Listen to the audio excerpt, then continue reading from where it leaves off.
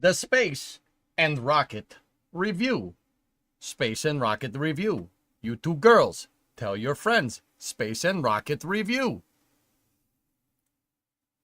You in the hat. You two girls, tell your friends. Space and Rocket Review. Bakalakadakistan. We already did that. We already did that. We don't need to do it again. It's been a weird day again. A weird day. What's going on, everybody? This is the EJ's Space and Rocket Review. I am EJ, your host, with the least here. And this is our segment, our weekly segment, every weekday We're talking about space. Okay, that's what we're doing. That's what we're doing. What if I don't have any friends? Well,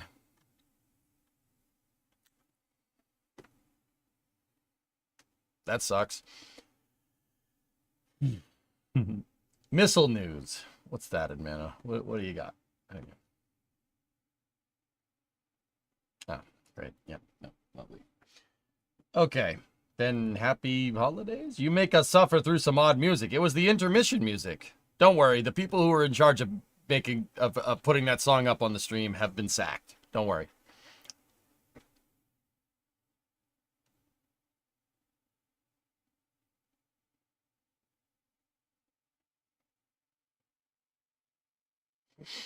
Some people got it.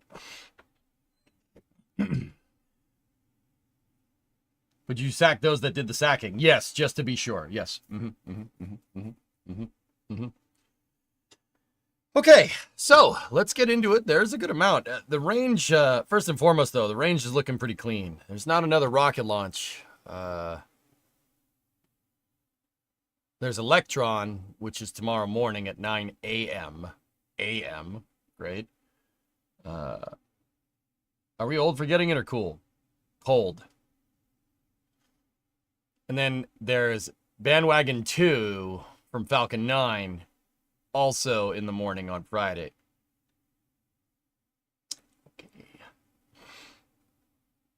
Okay.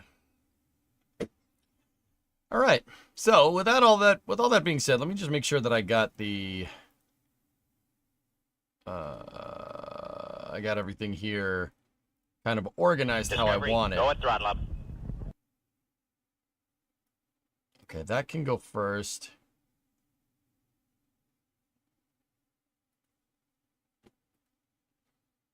Hey, yes, Master. Did I just have one of these? Didn't you just have one of those? Yeah. There is one.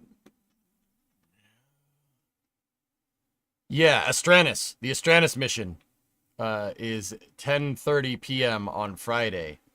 I'll be here for that. We'll be here. Discovery, go at throttle up.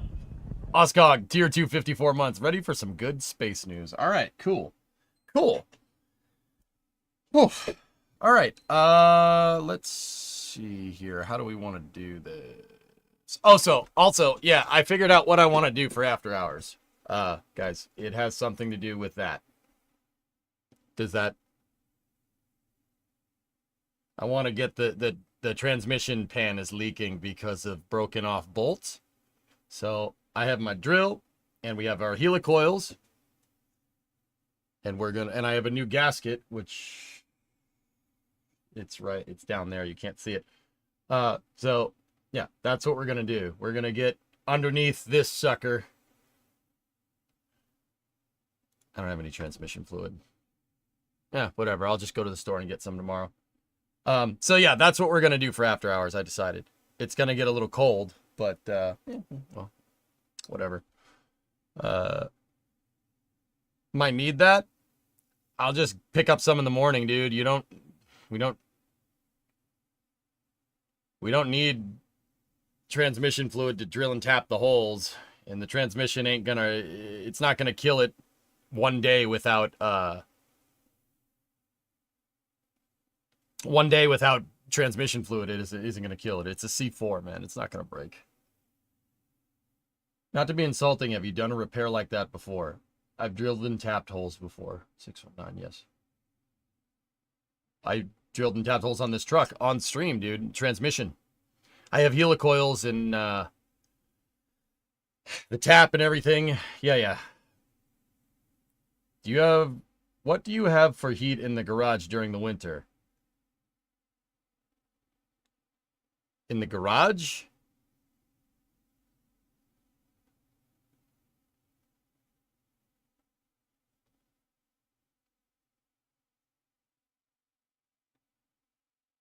Sorry if that came off as an insult. No, 619. I know how to drill and tap things, dude. Yeah, yeah, I've done it before. I'm not the best at it, dude, but I know I understand the concept. Uh a much earlier EJ uh broke a carb stud off on that truck probably about 15 years ago. And when Geek and I were throwing it back together last summer, I helicoiled it and we drilled tapped helicoil and then put another carb stud in. Yeah. So that, I mean, it's all fixed, but yeah, it was funny when we first started it up. The stud was hogged out, and we started it, and it made a suction seal at the carb flange, and it was like, sounded like a supercharger with no supercharger. So,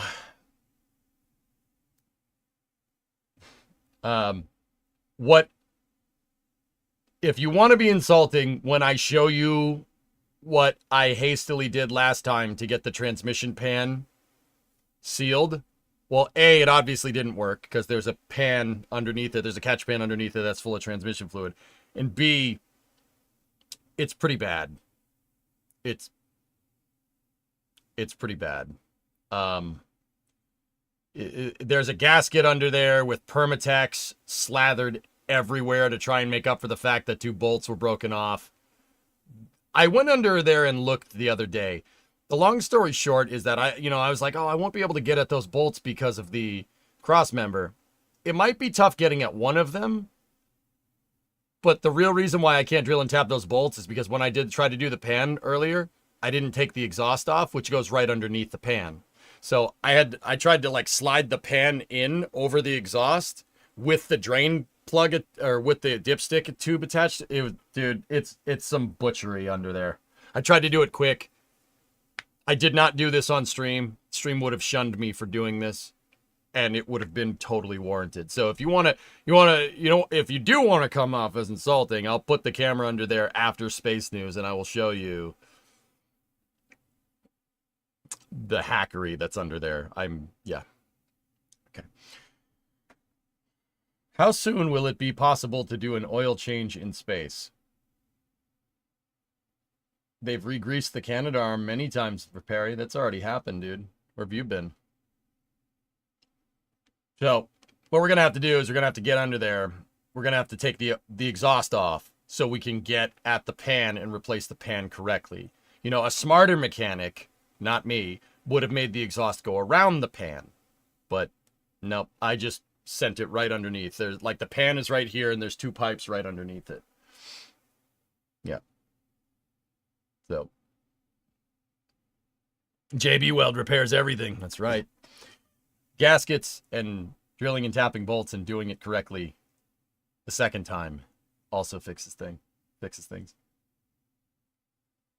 Why would they need to lube something in space if there's no friction in space? Kappa.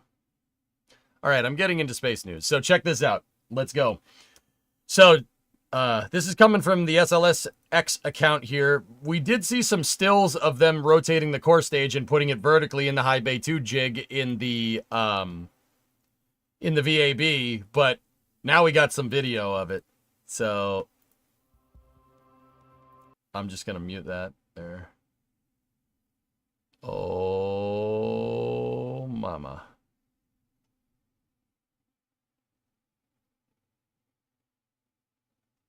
Yo. Oh, that's pretty good. That's pretty good. There's that's the transfer aisle in the VAB. Wait a minute.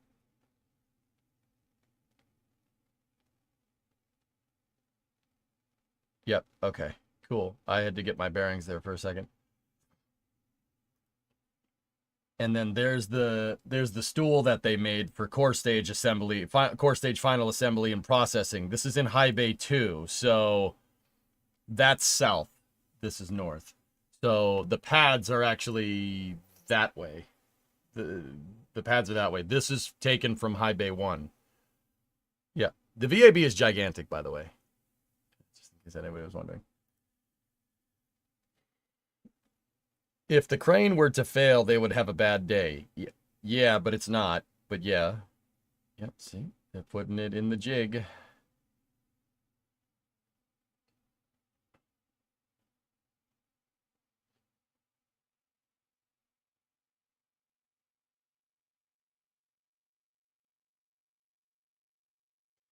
So that core stage is about as tall as a 22-story building. Or for the SpaceX fans, it's the same size as Super Heavy, pretty much. It's not exact, but it's close. And inside of the VAB, it looks like nothing. So that's high bay 1 over here. You can tell because there's a 1 there. That's east. You can tell because of the E. Right? And then up it goes.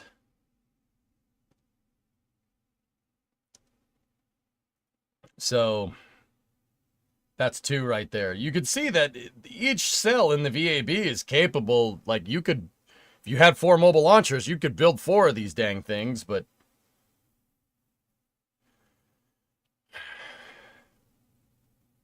they decided to use the 2 back high bays to do SLS staging, despite having a thing called the transfer aisle that's supposed to stage rockets so you can build them on mobile launchers in the high bay here. See, the mobile launcher is supposed to come in right here. This is the door. This door opens that way, and then from there, where you can see these trusses, that goes up. Why the sigh?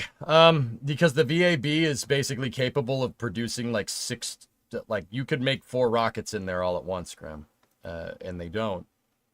For reasons you've already heard me talk about.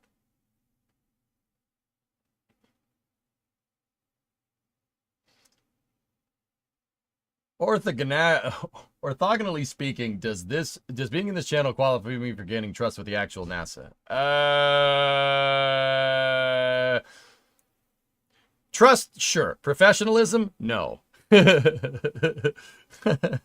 No. Oh, wait a minute. Who's here? Is that Titan? That's Titan. Hello, buddy. Hi, buddy. Titan and Brio here. Yeah, me too. Doggo. Make the peppermint cookies. Titan. Come here, bud. Come here. Come on up here. Come on up here. Yeah. Yeah, you want to come up here? You want to say hi to Daddy? Hello. Hello, my boy. Hello. Where's those Titan emotes at? Oh, they're there. Oh, Bubble. Hello. You okay? You all right, pal? Yeah, he's good. All right. I thought that was purple for a second when I saw it on the screen up there. You thought yeah, well, it's the VAB. That's a big building. This is space. Great. I'm in It's space. very delicious, actually. Yeah? Did you have the sauce and everything too? Yeah, a little bit of it. I Yeah. didn't have a lot. Yeah, me too. Yeah. I was like, wow, I didn't anticipate liking this much. Yeah, cranberry pork. Discovery, is what go we and throttle have. up. Yeah. Pork! Fuck! Snackless gifted a sub to Yakulakan. Hey, Joe, get out of there. So I think I'm going to fix the 59 for after hours. Okay. You cool with that? Yeah, that's fine. Cool. All right. Do you need help? Like... No, I'm good. Unless you want to go buy a diesel heater from Lowe's or something. Unless you want to do that. If you don't want to do that, that's fair. It's just a little cold in the garage, but I'll take care of it. That's why the door is open. I'm just going to vent some computer heat into that area. Do you want me to bring you a jacket? I got my welding jacket out here. I'll be all right. All right. Yeah, the one that you gave me. You and your mom bought them at Costco. Oh, I forgot those are I don't know if those are really welding jackets, but I know what you're talking about now. Okay. Right. Me and dog will go back. What do you mean they're not welding jackets? You were like, wear your welding jacket. Because I was welding with no jacket. And you're like, wear your welding jacket. What do you mean? Remember, I bought them like a year ago. Are you telling me I was welding? I was welding with something that, a potentially flammable jacket?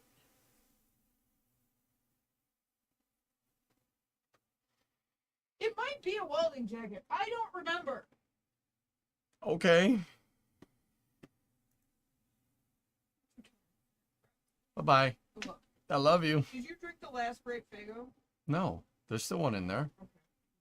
Or I was gonna have to kill you. There's another whole package of grape in the mud room. Get out of here. Don't close that door. Get out of here. Love you too. Ridiculous. Good old welders tan in the winter. Yeah. That's a lot of Titan emotes. I like it. Oh, by the way, SpaceX is going to tear down the mid-bay and build a gigabay. Yeah, I figured they might. Anyway. EJ likes to live dangerously. Yeah, you're right. That's awesome. It'd be really cool if they, built things with this. But, they're building one, so that's good.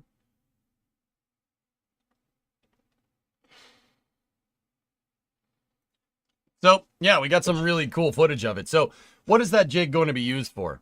That thing is going to be used to assemble SLS cores in the future, to mate the engine section to the rest of them, to the rest of the SLS core stage. It's basically final assembly. They moved it here because, frankly, they needed the space. And they're assembling the MPS, which is this white part down here. They're assembling that at Kennedy Space Center now. It's still being manufactured in Michoud, but it's being assembled here because they need a clean room to do it. And the space station processing facility is a clean room that's big enough to fit that thing in there, which is nice. Will they build any more? Any more what, Forge? SLS cores? There are 2 SLS cores in the works right now. Yeah, 2 of them are in the works.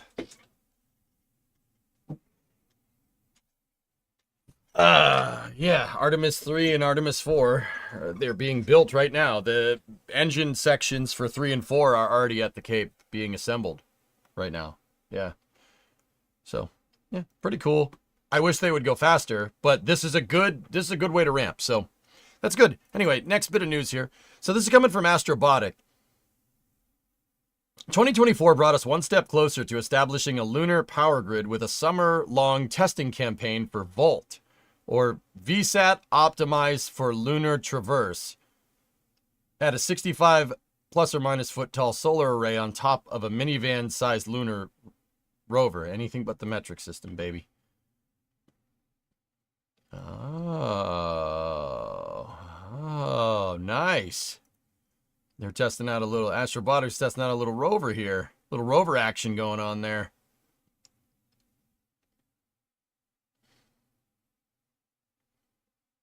Don't worry, in 3 years we'll get another one. Might be quicker than that. We'll see. So that's pretty cool. Astrobotic is a commercial lunar payload services contractor for NASA, amongst other things.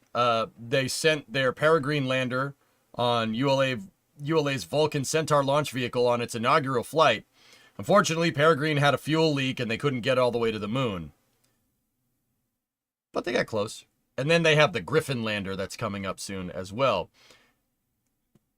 We will talk more about the Griffin lander and what it's supposed to be bringing to the surface in a second.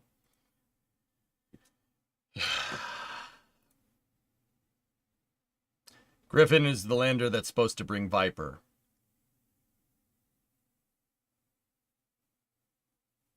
This is an article from November that I have not I haven't had time to go over. We ran out of time for like a long time with space news, and I do want to go over it. It's from about a month ago. But yeah, you guys might want to, yeah, we'll get into it. Is that bay a mock-up of what Starship's bay will look like? No, that is for testing the solar panel.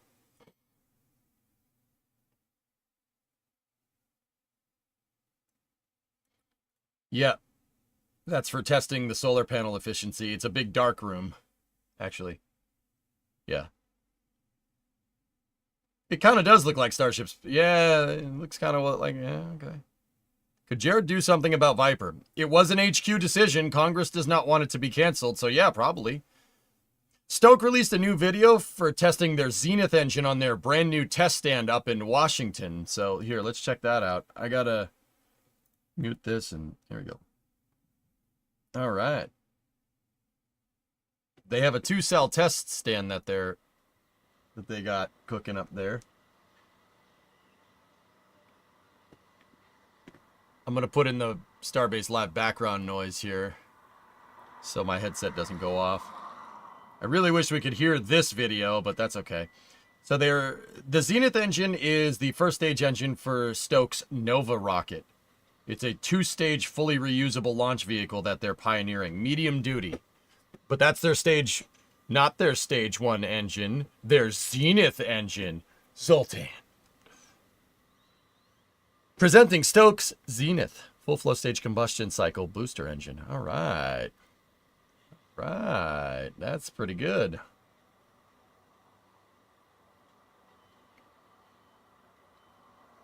Cool.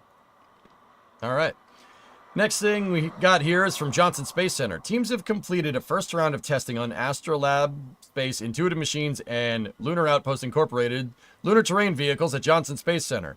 One of these rovers will end up on the moon, where astronauts will use it to travel around the lunar surface, conducting scientific research. Learn more. These are 3 rover contracts that NASA's putting out for lunar surface operations after, I think, post-Artemis 4. And this is the first time I'm seeing this one and this one. Whoa. Cool. All right. If you scroll down, they have pics and info with another video. Oh.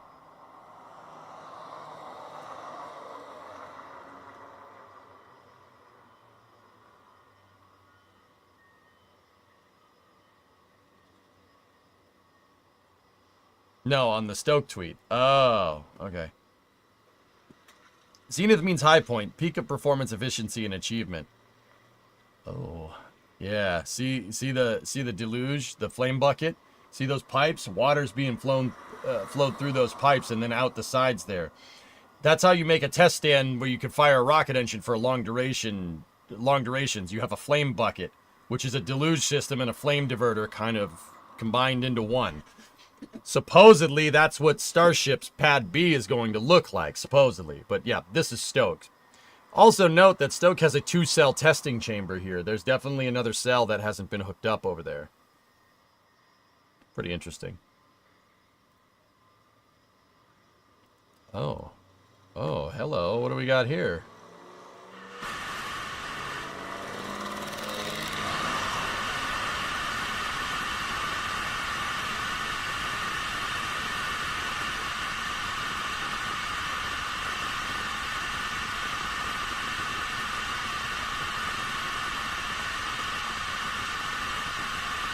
Nah, program. It's fine. Idling Starbase Live, dude. You guys can barely hear it, so.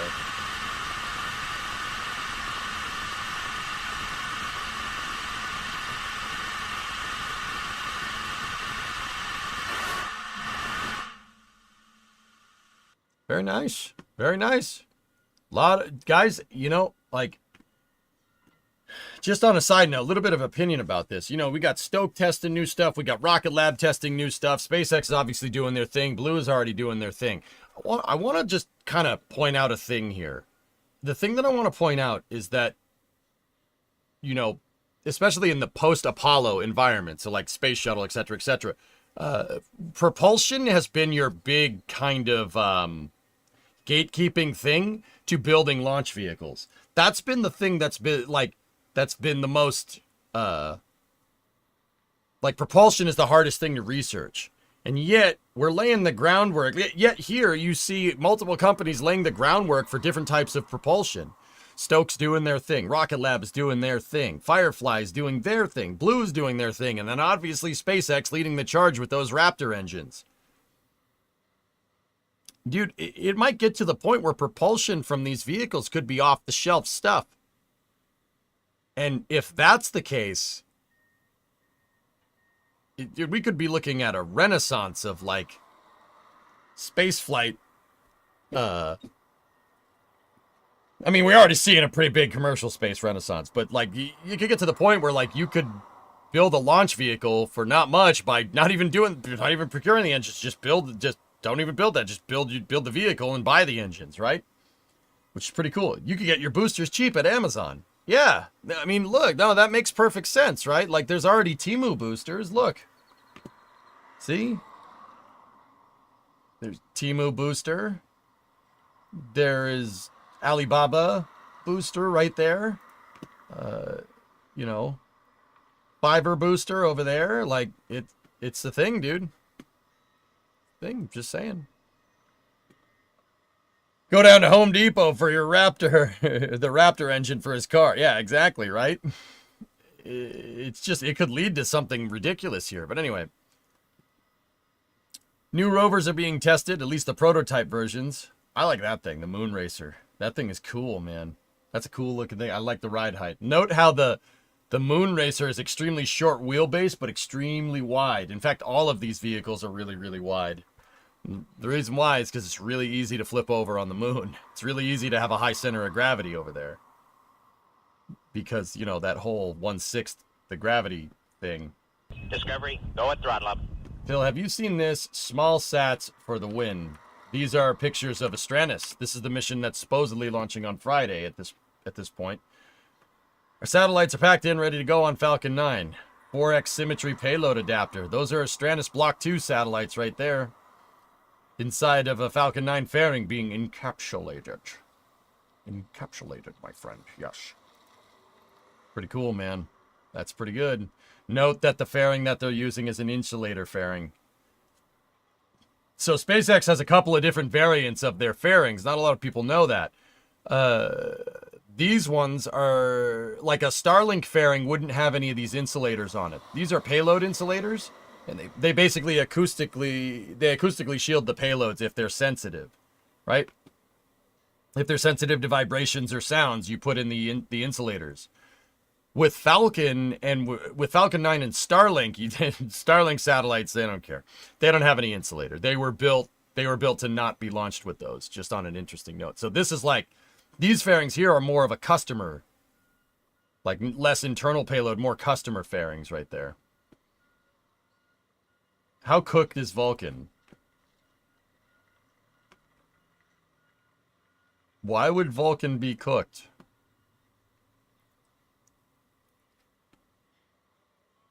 Yeah, those fairings definitely seen some action. You know what I started noticing, David?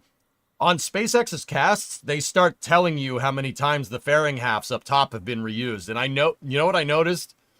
The first one to do that, as far as I can tell, was Chris G when he hosted a cast. He started saying, you know, oh, this fairing has flown 10 times. The other one has flown twice. Right? Chris G was, when he did that cast that one time out of Vandenberg, he was the one, dude. He was the one that mentioned that, and then I've noticed that they started mentioning it more in all the casts now. Discovery, go at throttle up. Boy, I thought it was funny. What is Bill Nelson doing? What are you talking about?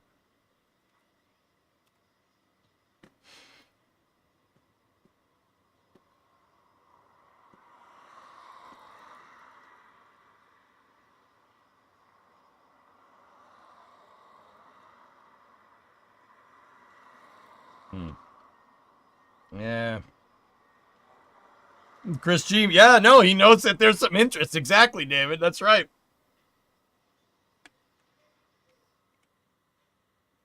Interesting.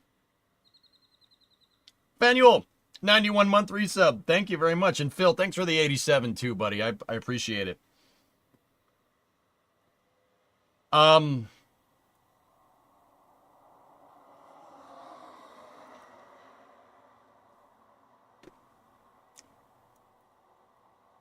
It's too soon.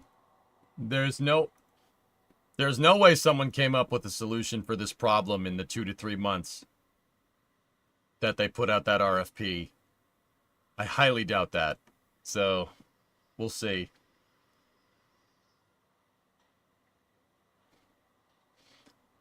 I'll be almost happy if we don't get this $3 to $4 million contract. Call me dumb. So, the reason why this is weird, the reason why that's a weird statement, not from Irene Klotz. Irene Klotz is Aviation Week. Yeah, see, Aviation Week is real good. They do good work, good space news actually, really really good stuff, very informative, like this one. So the reason why this is weird is because a couple of months ago, forgive me, since COVID, my internal clock is completely screwed up. As far as I could tell, maybe it was there a little bit earlier this year. I don't really remember. It was a little while ago.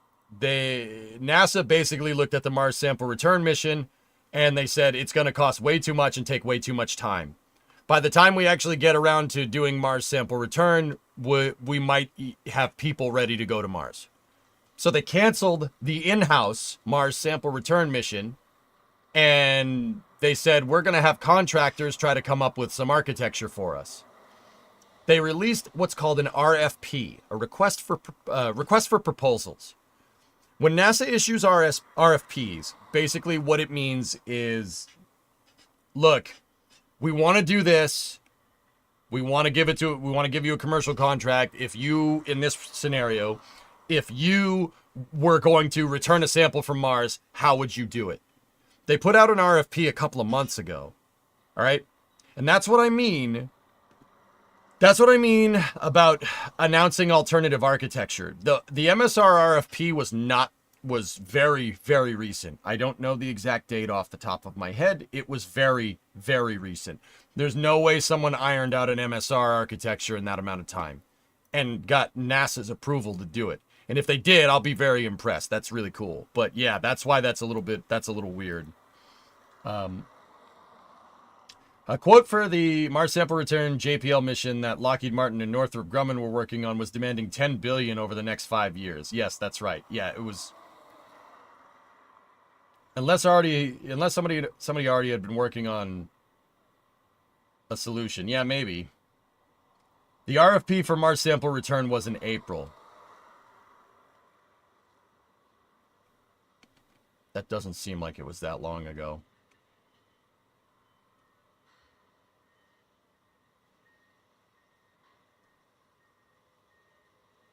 How would I do it, S? A Mars sample return? I wouldn't. I wouldn't.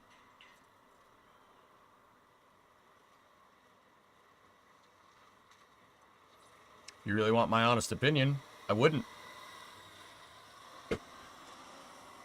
Time flies when you're doing space news, yeah.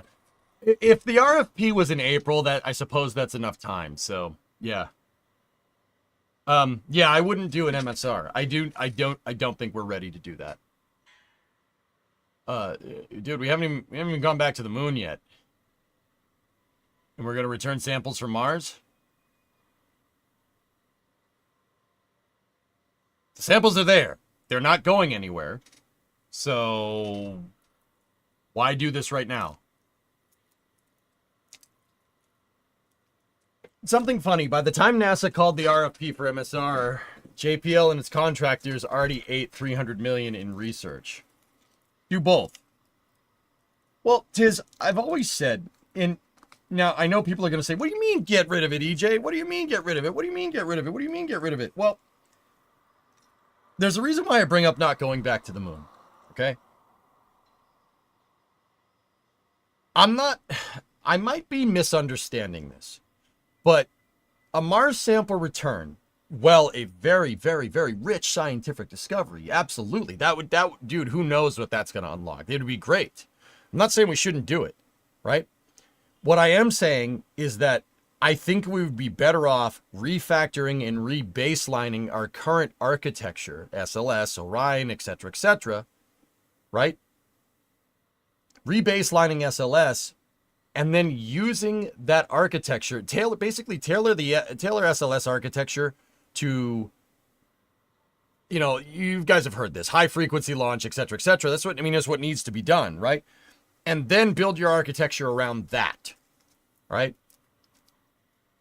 Build your sample return around SLS Block 1B being able to move 40 tons TMI, transmartian injection. Then build your architecture around that. That gets Exploration Operations and Science Mission Directorate working hand in hand, right? One of them feeds the other. Why? Why would I do this, do you ask? Some people probably think that's a really stupid idea. It might be. I'm not going to say it's not. The previous Mars sample return architecture was basically a bespoke oh gosh, kappa. The original MSR architecture that they ended up canceling earlier this year, right, was bespoke. It was a one-off thing. Frick you, ass. I'm going to come and kick you in the junk. It was a bespoke one-off thing, dude. Don't panic! Right? And because it was kind of its own thing, and it didn't rely on any other architecture because it's this bespoke one-off thing, it got canceled. If you rebaseline and refactor your SLS architecture to support a 4-launch-a-year cadence, these missions tend to fall into place. The reason why, you know, Forge, you said a second ago, it was going to cost $10 billion over 5 years to do a Mars sample return. That price goes down if you can deliver 45 metric tons on a transmartian injection trajectory. And then, from there, you build your Martian ascent and descent vehicle, and you test your Martian ascent and descent vehicle by recovering those samples. See what I'm talking about? Have it work all hand in hand. Prototype sending stuff to Mars, rebaseline SLS, get it going for the moon. See, this is what I mean. You need to integrate the entire program together. The reason why MSR got canceled is because it was depending on nothing. It was just its own thing. It was just its own thing sitting there, not dependent on anything, because it was a one-off bespoke thing, and it got freaking canceled. See what I'm saying? We got to keep these punks from canceling these projects. Understand? Anyway, let's keep going. So we got through Stoke, we got through there. Okay, here's some pretty big news for the day. Back to poor management and planning. Well, Pop, if we're going to sit there and we're going to accept that the management is if the management is caca, plan around it, right? An engineer doesn't look at physics and be like, that damn gravity. Oh, that's so stupid. Fine. Put an architecture in that makes Congress work for you, not against you. It's not rockets. Okay, next news. All right, Axiom. So, we've revised our Axiom Station assembly sequence to enable an independent free flyer? About 2 years earlier than planned. This strategic move supports customer needs and U.S. national and space station objectives. Who put that damn gravity there?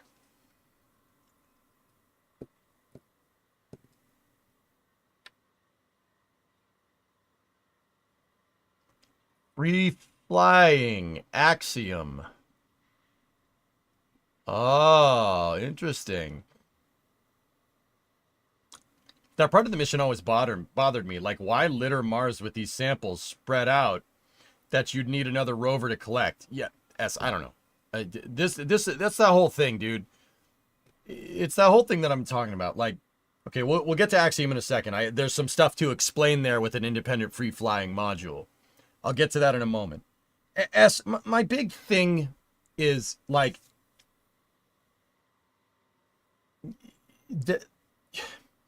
this, you know, we'll fund this for maybe a future mission. Dude, that's the kind of crappy... and dude, pardon me, I don't know more than NASA. I'm sure there's more to it than this. But that kind of, oh, we'll do this and we'll lay the foundation for the next mission, you know, that could happen in the next 10 years. No. No, dude, I had this realization when Viper got canceled a little while ago, and we'll talk more about Viper in a second. I had this realization, and that realization is that we've basically been gaslit by I don't know, everyone. We've been gaslit into saying like, oh, well, NASA doesn't have the budget. NASA has to, like we've been gaslit into this mentality that NASA has to be cash strapped. You know, how many times have you heard somebody say like, oh, well, if NASA had the military's budget, then we'd be on Mars tomorrow, right? How many times have you heard people say that? That mentality. Well, not a bad mentality. Why are we compromising? Especially you and I as taxpayers. That's stupid. You know, like we've been like gaslit into this like abusive freaking relationship. You know, Discovery, go and drop oh, them. you know, we'll lay the samples down and then we'll go get them later. With what? I don't know.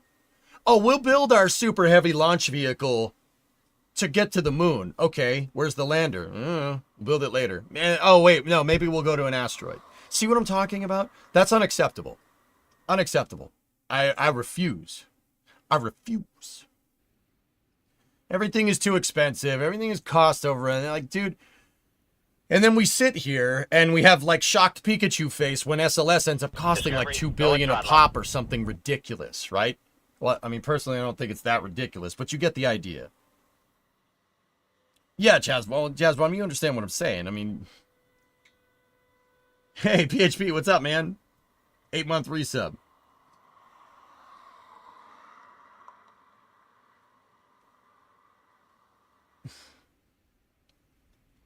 Yeah.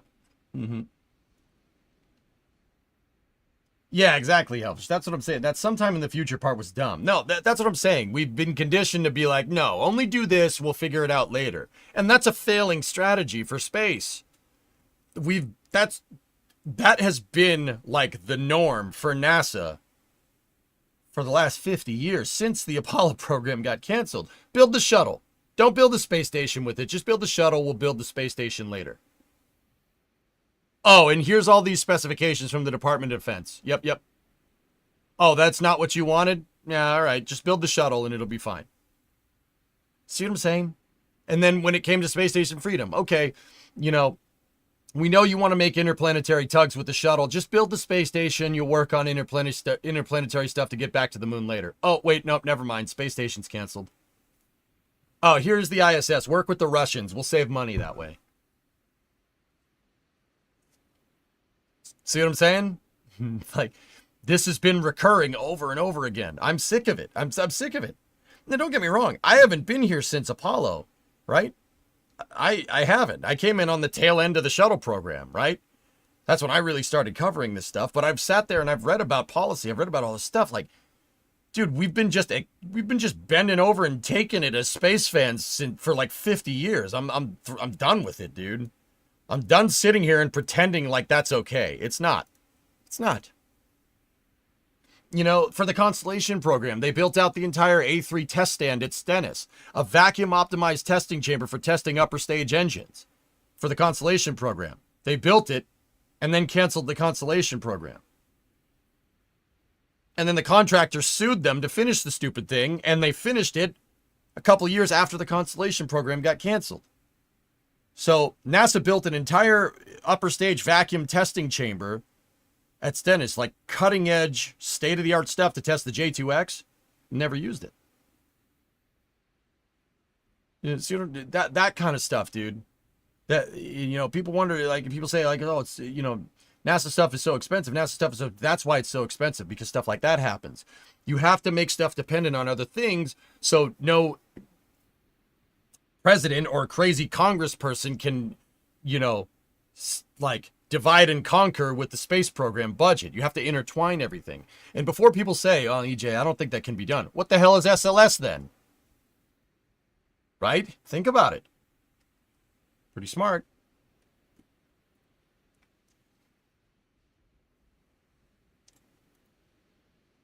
Yes, Mr. Unreasonable. Yes, that's very reasonable of you.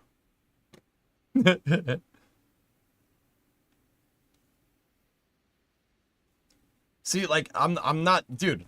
Gata don't play that. Gata don't play that. I'm done with that. No, absolutely not. You know, people say, "Oh, SLS is too expensive." No, it's not. No, it's not. It's too expensive because you don't give it anything to do. Fly it more, then it won't be too expensive. This is not rocket science, man.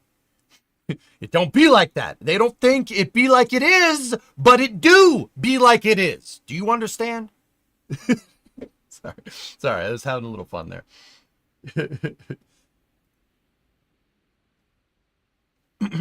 All right. Is this your stack? Is this in your stack? Nah, I don't cover their space program. I don't care. Dig it? Can you dig it? Can you dig it? Can you dig it? Anyway, Axiom, what's up? So, Axiom revised their space station assembly sequence to enable independent free flyers. Very interesting. Very interesting. How is it that a bunch of space nerds can come up with a win, but winning SLS architecture, but Congress can't?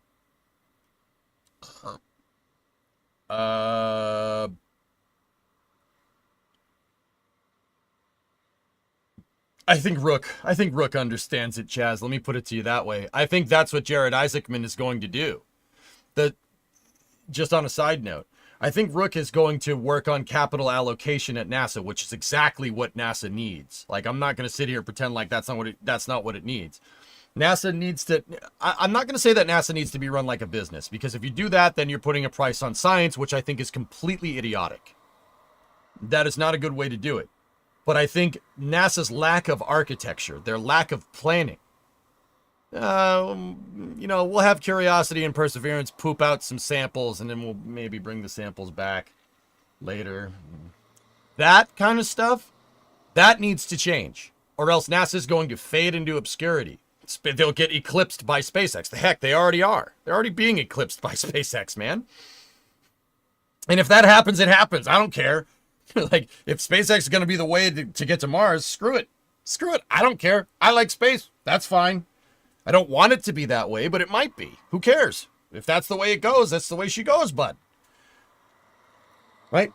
I think Rook is going to get in there and he's going to refactor NASA's entire mission architecture. That whole thing needs to be taken out back and disposed of in Minecraft.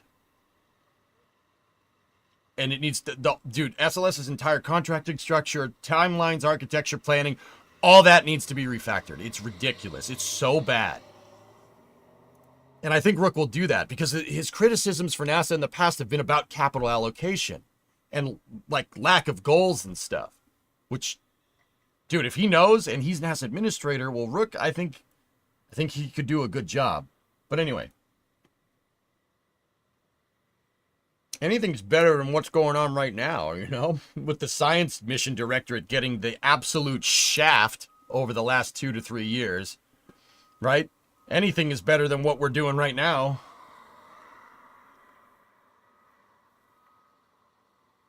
But it's like refactoring a Java program to run using Lua. We are so Jover. Chaz, I don't think it's as bad as that. Anyway, let's see what Axiom is up to.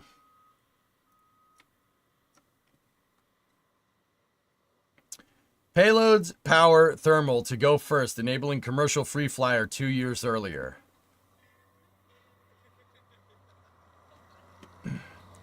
We're ready to answer the call when NASA asked us to relook at our space station development plan. Our ongoing assessment of the assembly sequence revealed opportunities for flexibility and enhancements. With the International Space Station needing to protect for the ability to accommodate a deorbit vehicle on the station, we were able to accelerate this work to support the program's requirements.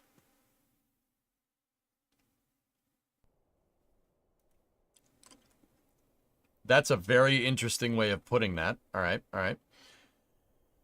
By engaging and integrating with a network of partners from around the world, we access cutting-edge technologies and innovative solutions that enhance our capabilities in supply chain. Our customer base is truly global, including governments, private entities, and research institutions.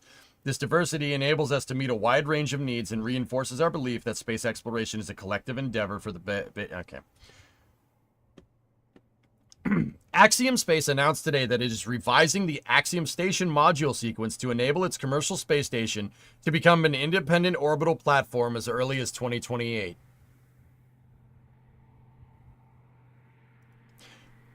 Revising the order in which modules will attach to the ISS allows Axiom to operate as a free flyer about 2 years earlier than planned, supporting customer needs as well as national objectives, and preparing the ISS for a deorbit vehicle and decommissioning by the end of the decade. We're ready to answer the call when NASA asked us to relook at our station development plan. Our ongoing assessment and the assembly sequence revealed opportunities for flexibility and enhancements. With the International Space Station needing to protect for the ability to accommodate a deorbit vehicle on station, we were able to accelerate this work to support the program's requirements. NASA has been extremely collaborative and supportive on the new plan as it addresses its deorbit operational concerns and preserves critical capabilities currently utilized on the International Space Station. This revised approach not only aligns with U.S. objectives, but also delivers immediate value for our customers and investors. Originally, the plan was to attach Habitat 1, AXH1 first, before the power and thermal module. But now, the on-orbit assembly sequence will start with the payload power thermal module, AXPPTM,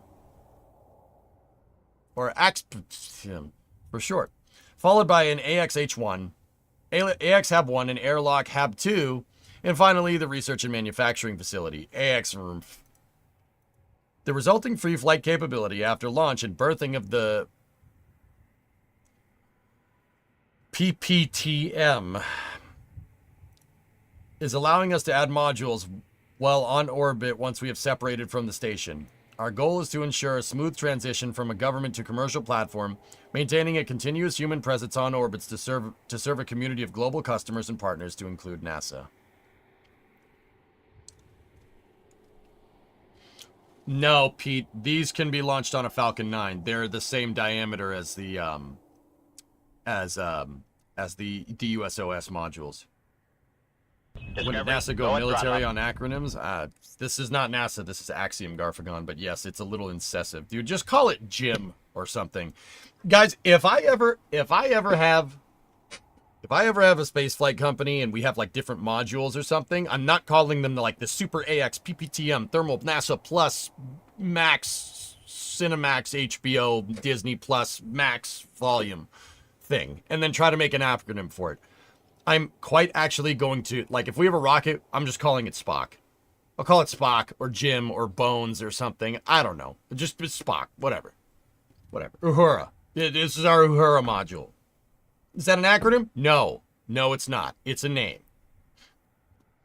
All right? No, it's not. Look, it worked with Falcon, okay? Falcon 9 is named after the Millennium Falcon. That works, okay?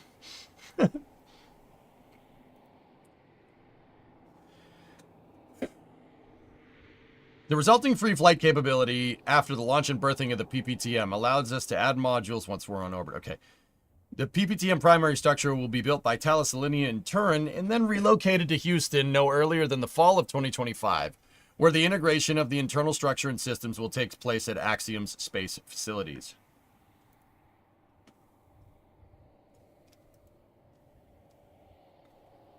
Are we going to visit Festus, my space station? Yeah, there you go. Yeah, sure, Bones, whatever. There are also Falcon engines named after Falcons. Sure. Your engineers will probably come up with a backronym anyway. No. I agree with Elon on this, Aqualex. This just gets to be too much, man. AX, PPTM, AXH1, AXH2. Dude. Power module, HAB1, airlock, HAB2. Science module. Done. The AX, PPTM, payload power, and thermal module. Bro, no. What is this? This is like nails on a chalkboard, man.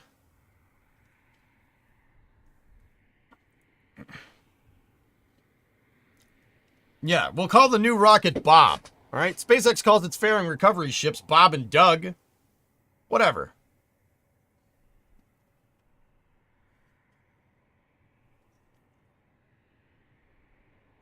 All right, anyway. We thank Axiom Space for trust in our company, commending to Thales Alenia an additional module to the ones currently under development for the Axiom Station. We proudly welcome the change to further increase our effort by providing a new pressurized module in addition to HAB 1 and 2. Thales Alenia has proven in the past, consolidating today, the capabilities and the commitment to be a key enabler of humanity's exploration ambitions in low Earth orbit. It's not Robert and Douglas? No, but it could be. Thales Alenia plans to produce the PPTM utilizing structural elements from the HAB 1 and HAB 2 modules to accelerate construction.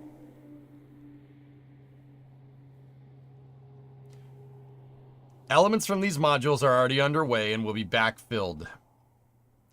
HAB 1 being the priority to enable its rendezvous with the power module once separated from the International Space Station.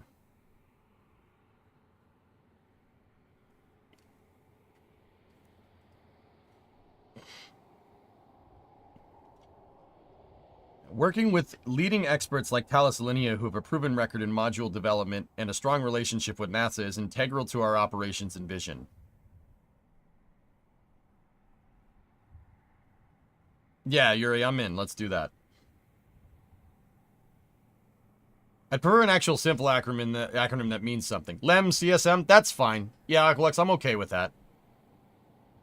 Okay, well, all right. I'll compromise with you. 3-letter acronyms at best. You can't come up with a 3-letter acronym. We're calling it Phil. Okay? Phil. Or Jeff. Or Frank. Okay? Well, I don't know Deeds' its first name. Maybe it's Greg. Maybe it's Longfellow. Maybe. I know another guy named Greg. You want me to go get him?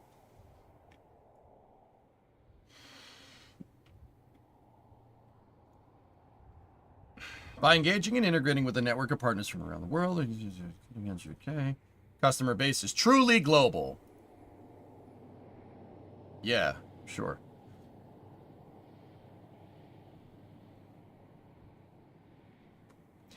It's interesting that they would revise it to go free flyer mode because I'm pretty sure that that space station was originally supposed to be up there and attached, fully assembled by like 2026.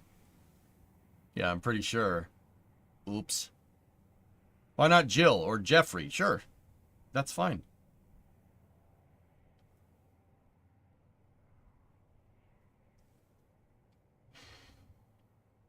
See, guys, this all feeds into what I've been hearing about Axiom.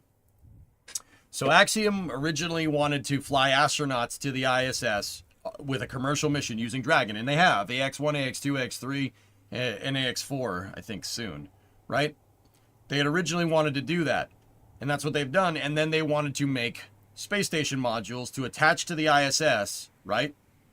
And then build out another space station on the front of the ISS, and then when the ISS needed to be deorbited, separate it. So their space station was supposed to be fully completed by the time ISS deorbit operations start. So 2028.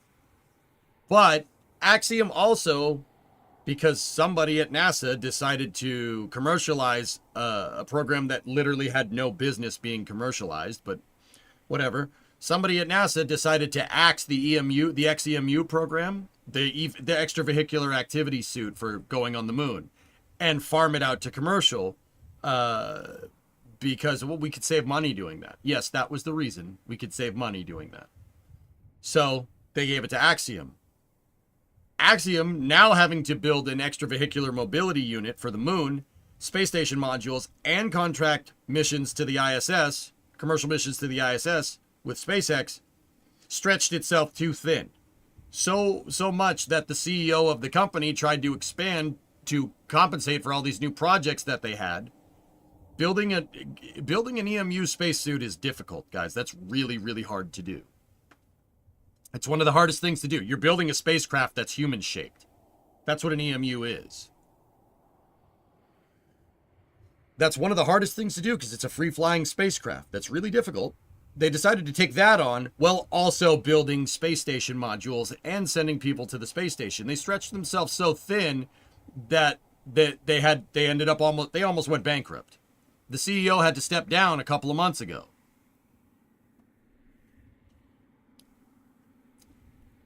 And I'd theorized at the time that, well, the space station program is probably going to suffer now. Why is that? Well, it's going to suffer because they're the sole contractor for the Artemis 3 mission, for getting people to walk around on the surface of the moon. They're the only one. And don't get me wrong, it was NASA before, but the commercial EMU contract that was put out a little while ago originally had two prime contractors on it, Axiom and Collins Aerospace. Collins pulled out. They said, no, we're not doing this. We can't do this. Sorry. You know why they can't do it? Because they realized you're not going to be able to get that done in time. So now Axiom, with that being the sole provider for their AXEMU, they have to get that done. They have to prioritize that. That's what I at least theorized, and this actually proves what I'm talking about. Their space program is their space station modules is falling to the wayside because they have to get that suit done. They don't get that suit done, Artemis 3 doesn't happen. So you had to reprioritize this. So they said, oh, we're working with NASA around their deorbit needs. Well, the truth of the matter is that you said that you'd have your space station fully assembled on the front of the ISS by the time the ISS needs to be deorbited. Now that's not happening. Interesting, huh?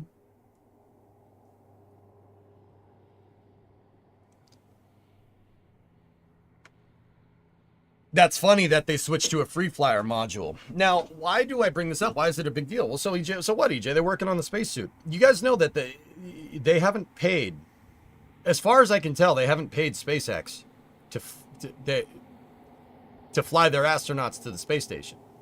They haven't paid those. They haven't paid the bill for any of those. So it's great. We're going to get a spacesuit. I've always said that the spacesuits are going to be the delay to the Artemis program, not Starship. I don't think HLS will be... I don't think that'll be the bottleneck. I really don't. This is space. I'm in space. Spartan gifted us up to Forge. Thank you very much. Why didn't the investors stop that CEO? They did by forcing him to step down, Garfagon. Right? I said the spacesuits are going to be your bottleneck because Axiom is stretching themselves too thin. And they are. And guess what's going to suffer? Commercial low Earth orbit destinations. This basically, they're talking about like, we'll send up the power module so the space station can free float. Well, yeah, you're going to send that up.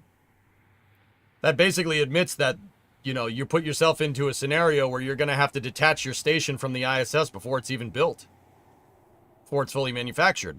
Axiom's original plan was to build an entire space station on the front of the ISS and then detach it in 2028, 2029 when deorbit operations started. But because they've been pushed back, right?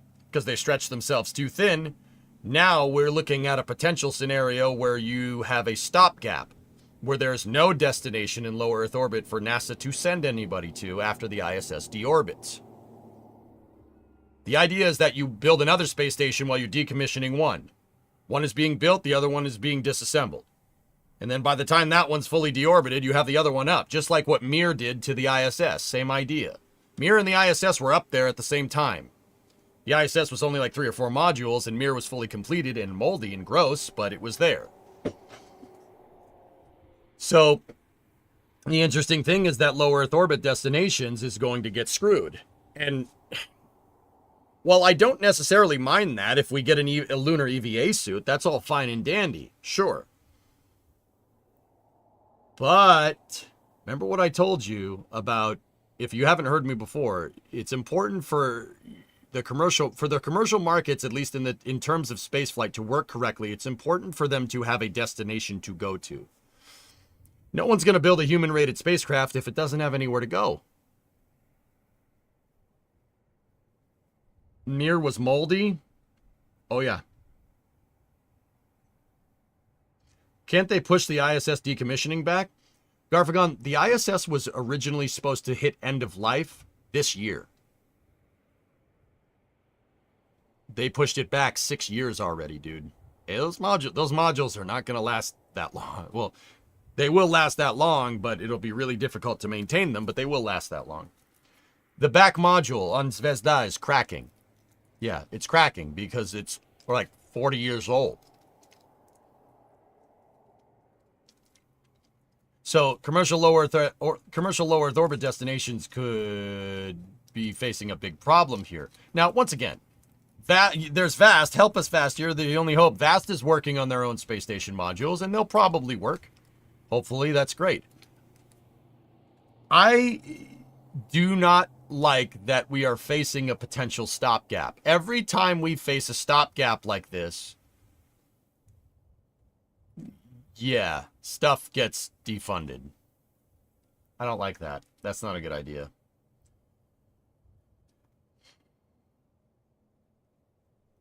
Yeah, that's not smart. We should not do that. And you know, I know what people are saying. Well, what about other commercial low Earth orbit destinations contracts? Yeah, well, if NASA actually has to fund that correctly. Surprise, not being funded.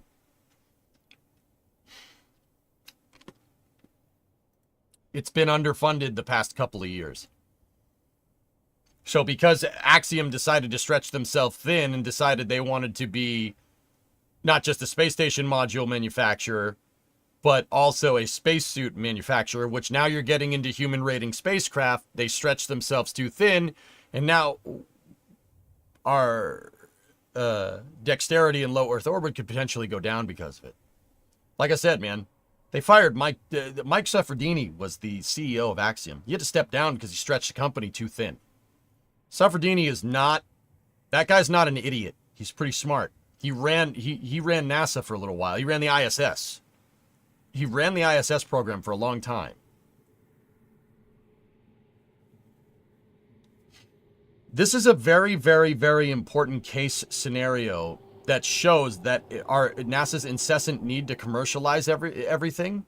And, oh, we could do it for commercial for cheaper. We could do it for commercial for cheaper. All that's going to do is give NASA less money, right?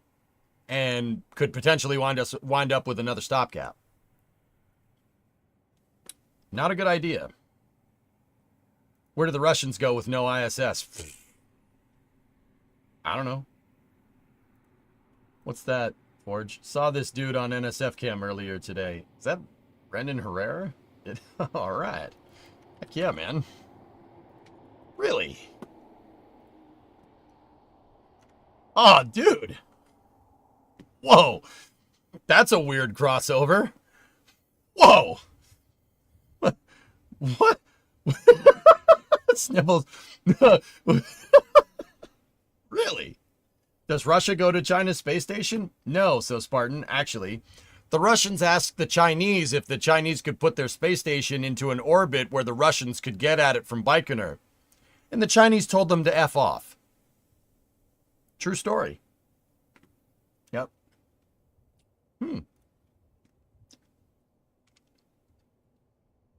Look at that YouTube mother lover right there. Dang.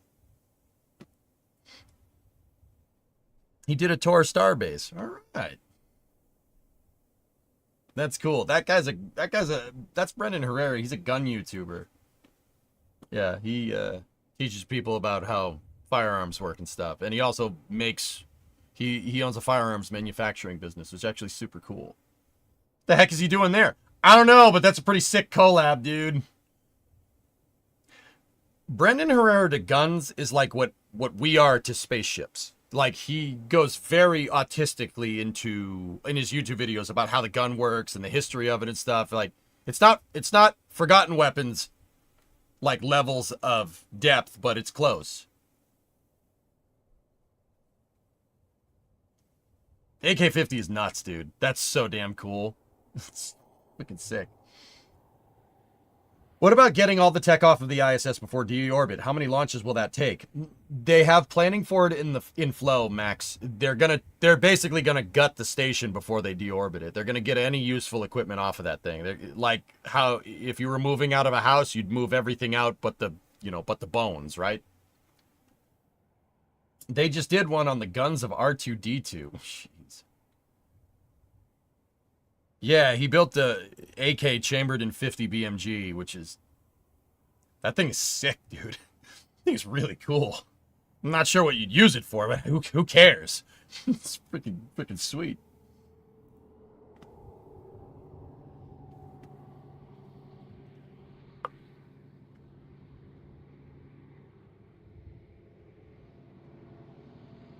Dude, Forge, I was reading into this, the Iris 2.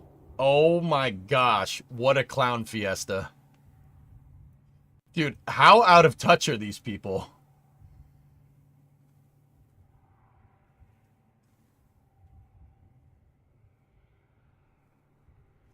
There's something I probably don't understand or I'm forgetting. Could they already not make an updated version of the already created suit? That's what Collins was supposed to do, Discovery, go at throttle up. Oops. Yeah. Collins realized they were stretched too thin and pulled out of the program. How's that commercialization going, NASA? Not going very good now, is it? That's weird. You got any nudes on ISAR? ISAR? Negative. Xerax, 43-month resub. The EU is trying to make a competitor for Starlink. It's called Iris 2. It's going to cost $11 billion and have, how many satellites? Like 20? It's a medium Earth orbit constellation. Like, or no, what was it? Like 250 satellites or something? Elon's reaction. Starlink will have 20 to 30,000 satellites in operation by the time the EU satellites are all launched, so about 1% of Starlink. This is a child's toy compared to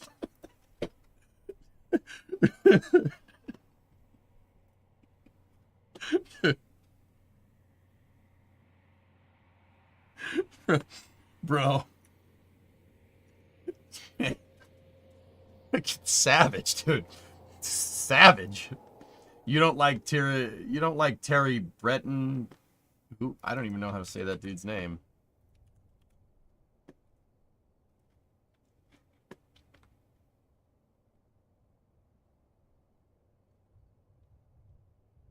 Oh dear. Oh dear. Oh dear. Okay. Yeah, I'm not going to show that on stream, but crazy. But yeah, anyway, like I said, that's good that Axiom is starting to get a production flow figured out here, but they're taking parts off Hab 1 to make their power module. What have you guys been doing like the past 10 years? I mean, I'm not trying to be a jerk, but Vast has only been around for like 2 to 3 years, albeit it was a consolidation of other aerospace companies like Launcher and a couple of other things, right? But Vast seemed to have cranked out a welding confidence article in like less than a year. What's Thales Alenia been doing the last 10 years? I mean, I think it's a fair question. Like, am I being a jerk? I don't know. You guys tell me. All I know is that space station was supposed to be up there. Now. It's not. There's not even one module up. Like, I'm not trying to be a jerk, but...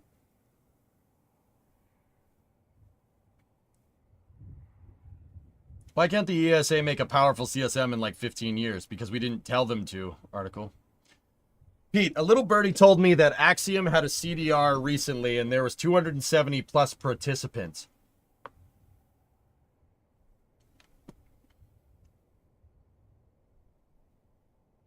What?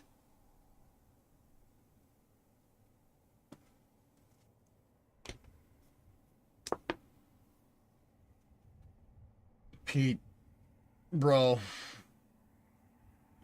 270 participants in a critical design review. Oh, God, they're going to fail. Oh, I hope I'm wrong. Oh, my goodness. Oh my goodness, that's so bad. Dude.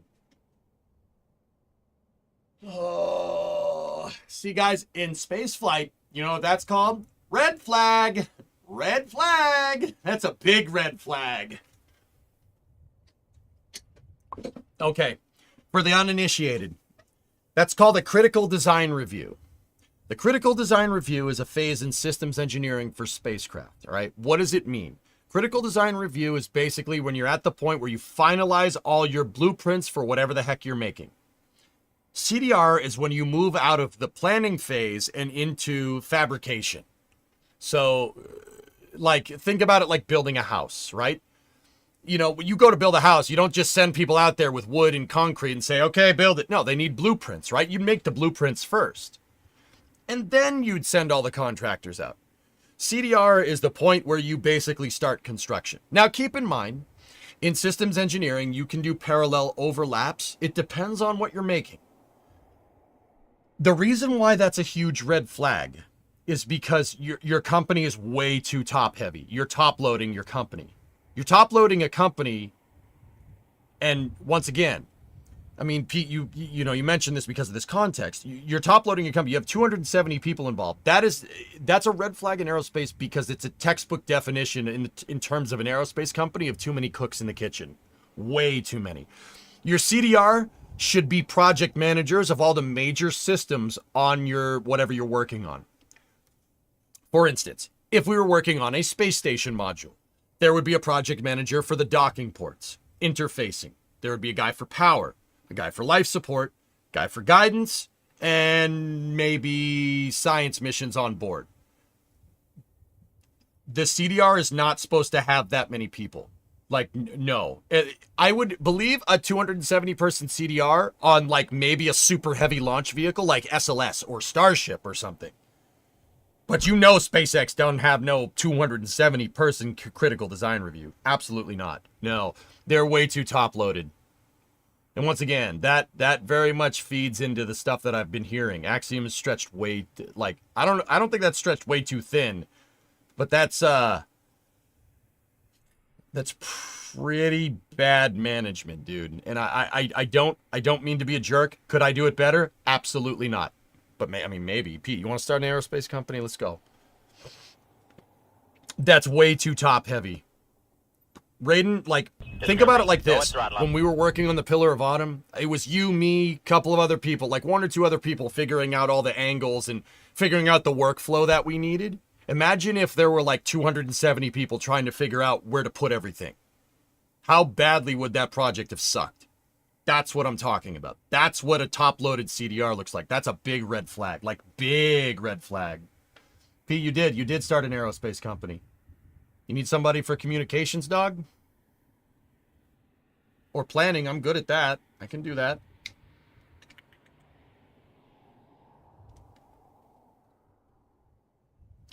Explains why I got 2 interviews deep there for an IT position, and then they ghosted me out of nowhere after telling you you were a shoo-in. Oh, jeez. Moist 70-month resub. Forge, what was your last? One of the most dystopian scenes I ever witnessed was last year during. Oh, I don't want to read. I don't want to read that aloud. Okay, hold on.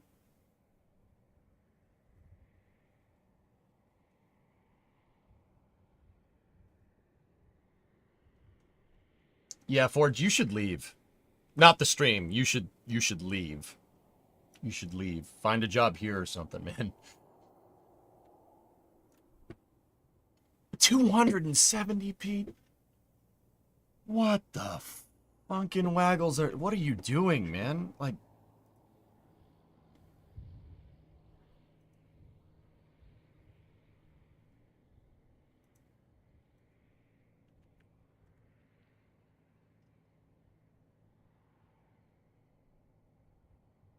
Hold on one second.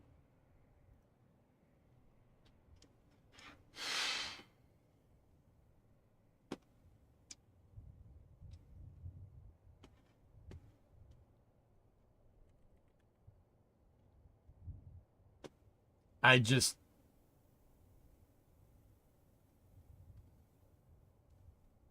Dude, that's nuts. That's absolutely nuts. Like, that's such a... Like, dude, I knew I've been hearing things like that. They're stretched way too thin, and this, like, or like the programmatic problems here are, they're there. Like, guys, once again, you type Axiom Space Station into an image search.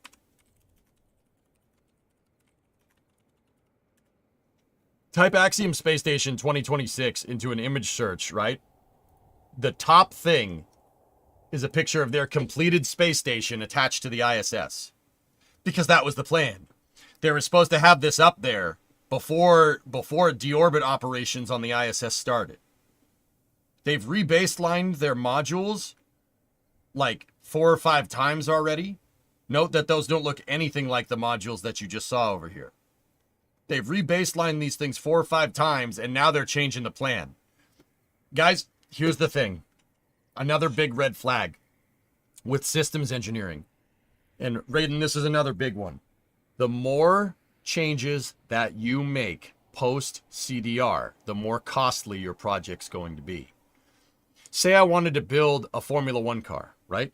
Now I have the EJ Formula One team, right? And we're building it around a Ferrari power plant, right? And then Ferrari goes, no, you will not have the drink and the engine. Give us that back. And I take a Mercedes engine and I put it in my car, in my chassis. Is it going to work right? No. There's only one time where taking the engine out of a car and putting another one in actually worked correctly, and that was Braun, and that was a fluke, okay? For the Formula One fans. You know what I mean, right? That's going to cost more money, and it's probably not going to end well. The more you change your project, the closer you get to your first operational mission, the worse it's going to be. And Axiom is changing around their mission architecture at this point for assembly. They're changing around their assembly flights. Now, keep in mind, the flip side of that is that there's going to be some times where, you know, there's an unknown. You didn't really see it coming, right? You didn't see it coming, and this is the best change. Like, okay, SpaceX with stainless steel on Starship. They had already started building test articles, right?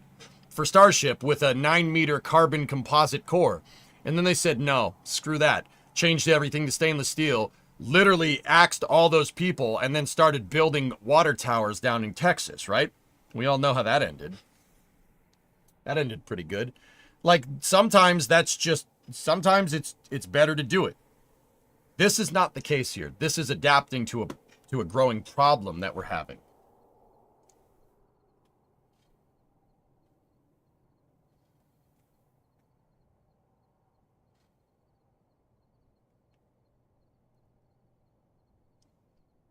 Anyway, sorry.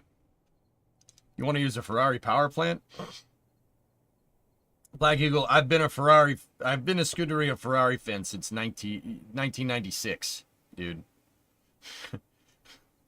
For the people that were driving for Ferrari when I started watching Formula One were Gerhard Berger and Gina Lisi.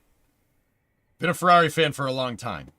That's had its ups and downs. Mostly downs, but some ups. The early 2000s were fantastic. I love that part. Every other part kind of sucked, though. More downs than anything. You shoehorned its Ford twin cam into a Lada. All right, Gareth. There you go. Building the Ferrari power plant was your first issue. Frick you. Are those designed for Starship? They will fit inside a Falcon. They're 5-meter modules. They're the same diameter as ISS modules, so that they can fit in Vulcan, they can fit in Falcon, they can fit on Nuglins. Shumi versus Mika was good. Yeah, that's fair. I like Mika. I like all the Finnish drivers. Kimi was my favorite by a long shot. I was bummed when he retired, dude. Checo's going orbital, by the way. Oh, yeah, they gave him the boot. Dude, he choked over the last year. I don't know what the hell happened. He was doing good for a second there, and then he wasn't. Quick question. What is a normal number of people for a critical design review? It depends on the scope of the project, Creeper. Okay. Pete, maybe if there's any other people that work out there in the industry that are listening to this, maybe you can help me. For a station module, if it was me, 20 people. And that's pushing it. the end of the day, station modules are not that. I was about to say they're not that complicated. They are, but also 20 people. 2025 will be the year. Yep. Yep. Senna's awesome, man. That was before my time as a Formula One fan.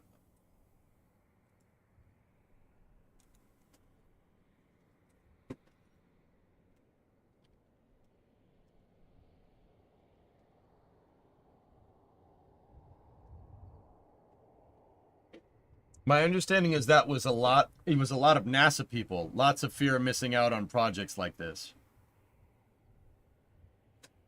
Oh.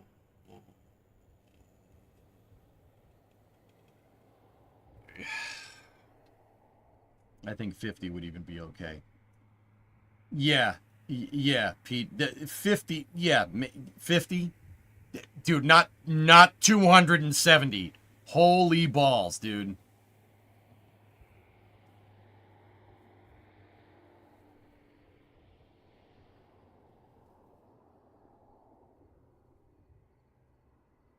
As I like Max and will hide in a bunker after sending this message.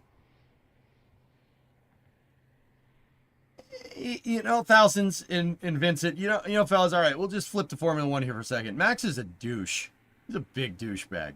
But also, I wouldn't be complaining if he drove for the team that I like.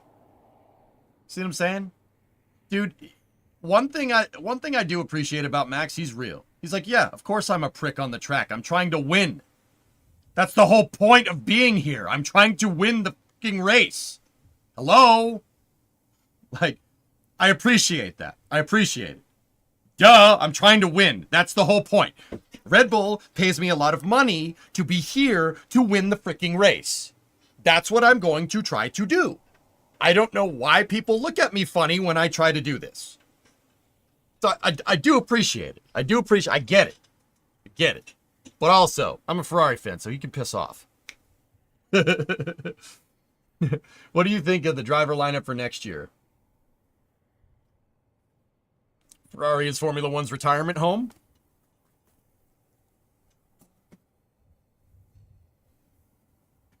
Are they gone? Are they gone?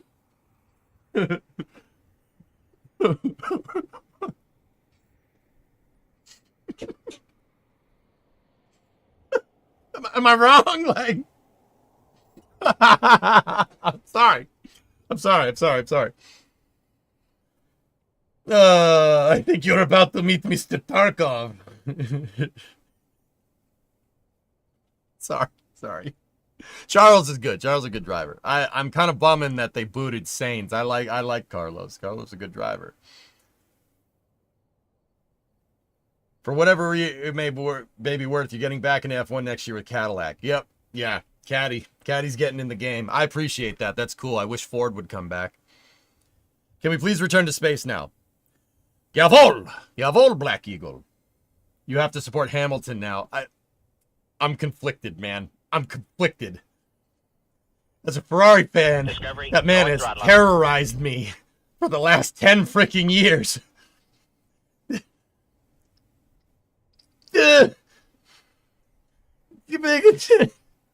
I'm conflicted, okay?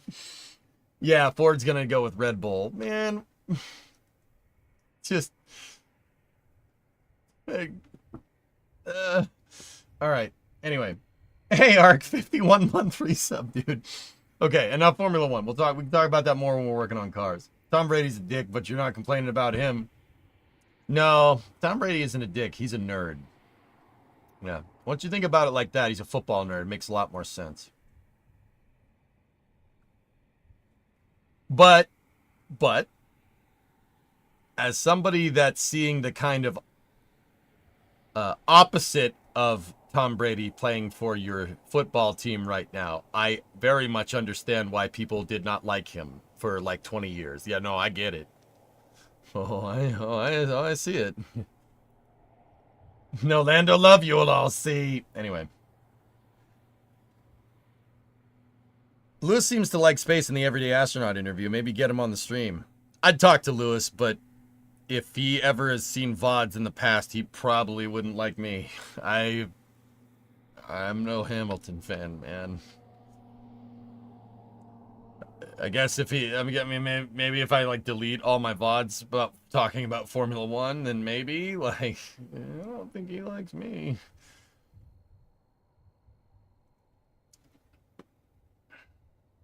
Anyway, okay. Dale, what are you saying? Talking to reviews, what do you think about the Eric Berger post commenting about mini rant time from a ULA engineer? Oh, dude. Yeah. I have a couple more things to share. Dale, remind me. I'll get to that. That was very interesting. Let's see. All right. Here we go. All right. Next thing is Astrolab here. Over the past few months, astronauts have tested our Flex mock-up in NASA's Active Response Gravity Offload System, ARGOS. ARGOS is able to help simulate the use of Flex while in lunar gravity, giving our teams invaluable feedback. I should have roped this with the post that we had a little bit earlier, but yeah. These are the lunar vehicles that NASA has been working on and testing over the past couple of months. That was the top of space news. You're telling me you like Max but not Lewis Hamilton. No, I don't like either of them, S. I don't like either of them. That's what I'm telling you. But I'm conflicted because I have to. To be fair, that same courtesy that I said about Max also extends to Lewis. Like, Lewis straight up had the fastest car and he's not a terrible driver for like a decade. What is he going to do? Stop winning? What are you, nuts? Keep winning if you can keep doing it. Anyway. Okay. I have a couple more things about Firefly and Viper. And then, yeah, there was that. Yeah, here, hold on. Dale, I'll load it up for space news here. Where is it? Yeah, that's the post right there. We'll talk about that in a moment. Okay.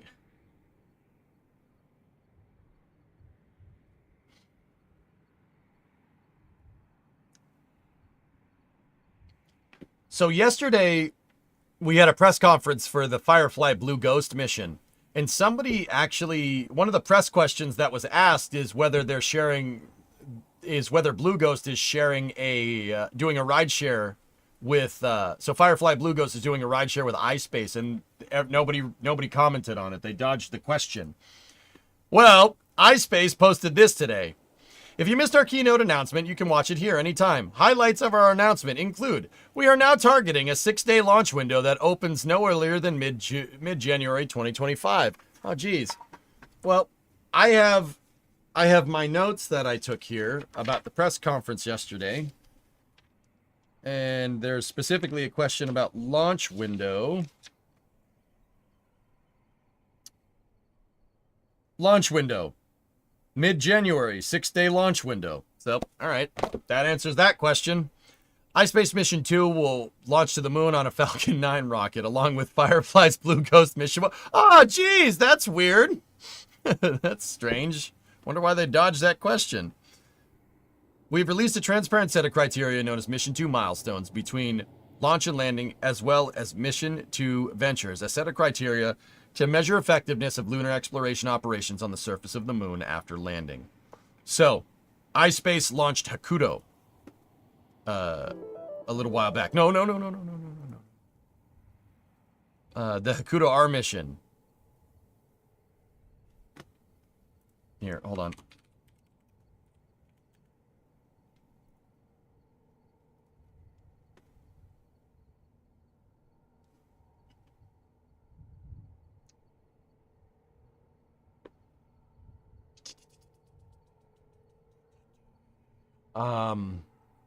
I'm just refreshing my memory. What the hell is that thing?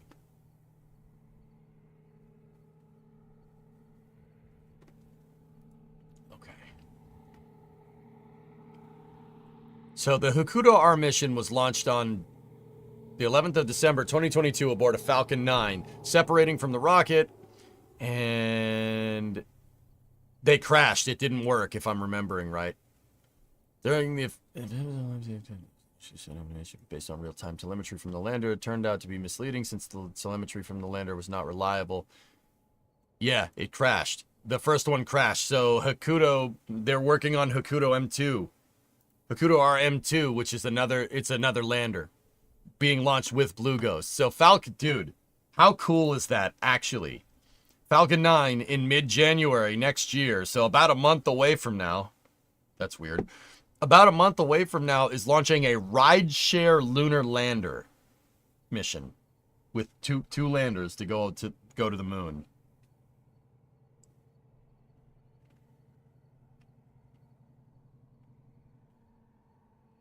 That's pretty neat. That's pretty neat. Laser communication is the way to go for long range, right? NASA's working on that, but yes. Okay. A little bit more space news here. Let's see what we got. Spaceflight Now. The first national security launch of ULA's Vulcan rocket is now anticipated in the second quarter of calendar 2025 per Space Force Systems Command. Ooh.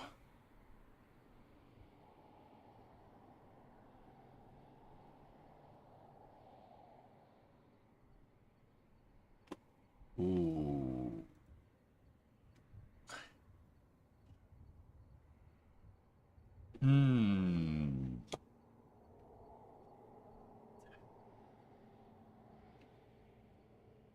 Firefly also just announced that they won a third CLIPS contract for a Blue Ghost lander in 2028. That was my next bit of news, Pete. Yeah, I got that teed up over here.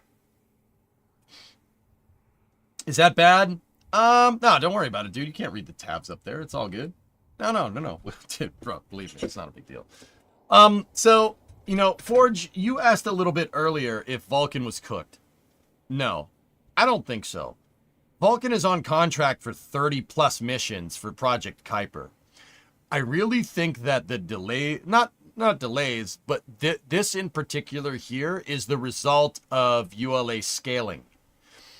Guys, look at the amount of launches that ULA has had over the past 3 to 4 years. It's not a lot. It's like 1 or 2 missions a year at best, sometimes none. It's because they're retooling and rescaling. The reason why is because ULA, amongst other providers, is the recipient of a block buy contract for building Project Kuiper for Amazon's Starlink competitor. Jeff Bezos procured 38 Vulcan launches. I think it was 38 Vulcan, like 12 Ariane 6 and 12 New Glenn launches. It was the largest block buy in history, ever. It was more expensive than, I believe, the block buy for Saturn V, if I'm remembering right. The Saturn V may have been more. However, that is the largest block buy in the commercial industry ever, by a long shot. It basically changed ULA's plans for Vulcan, non-national security space launch missions notwithstanding, overnight. Because now you're working on a production cadence that's way higher than launching 3 to 4 times, maybe 5 times a year. ULA with Vulcan is planned to launch like, dude, I don't even know, like every week or something. I'd have to go look at the details of that block buy again. But it's high. It's up there. These missions getting pushed back, you know, national security launches anticipated second quarter of 2025. I think this is just the result of ULA scaling. They're scaling up production. They got to build a lot more of these things.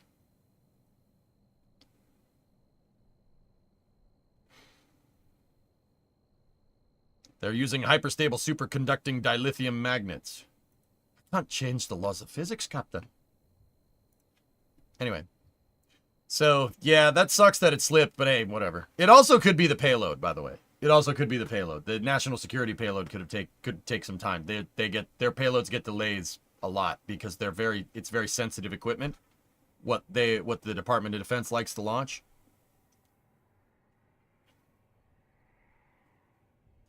Yep, nope, not elaborating any more than that. Next bit of news. Isn't Elon going to need to eat his hat? Yeah, maybe. Well, that's what the second flight was for, Bob. Mm-hmm.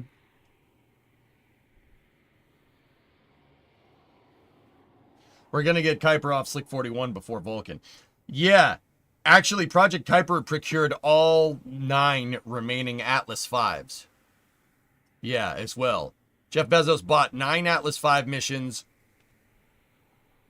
Dude, I don't even remember. 38 is the number that's popping into my head, but I don't think it's 38. I think it was a $38 billion contract. I think they're gonna be launching like, it's got to be like 50 or 60 Vulcans or something ridiculous. I'd have to go look at the stipulations. But long story short, ULA, that's why ULA hasn't been launching much lately.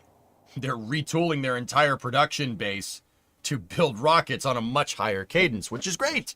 That's fantastic.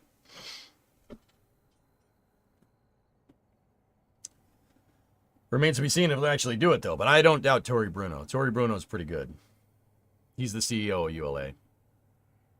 There are some Falcon 9s in that plan, too. Yeah, that's right, Kralani. Yeah. Yeah, the fiducia. That's funny. I forgot about that.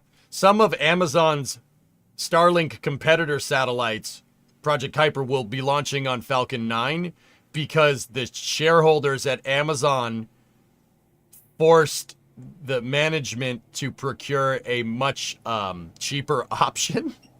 So the shareholders actually made Amazon launch, making Amazon launch, they forced them to procure launch services with SpaceX, which is actually kind of funny.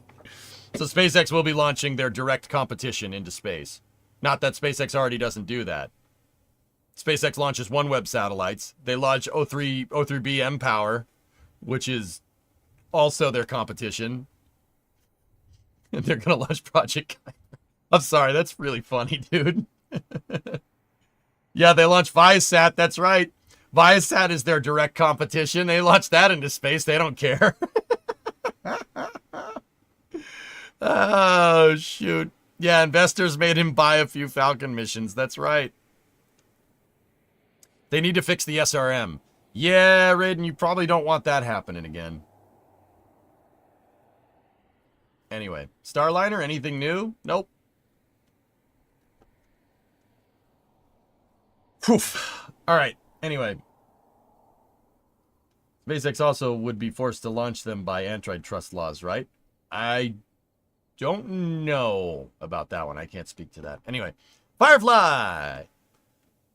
This team is unstoppable. Firefly was awarded another commercial lunar payload services task order for the 3rd lunar mission in 2028. This time we'll utilize our Blue Ghost lander, Elytra Dark orbital vehicle, and a rover to investigate the unexplored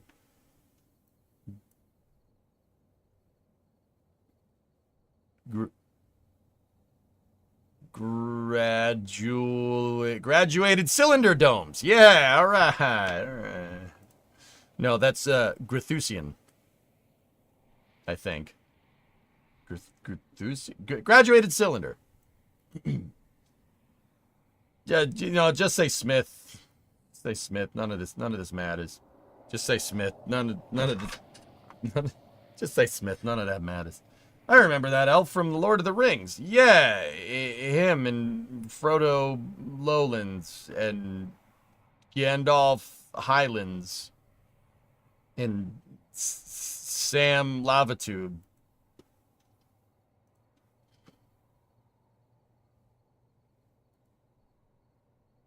Groot from Guardians of the Galaxy. Yeah.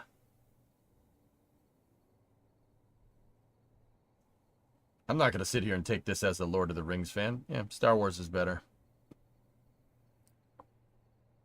Next news.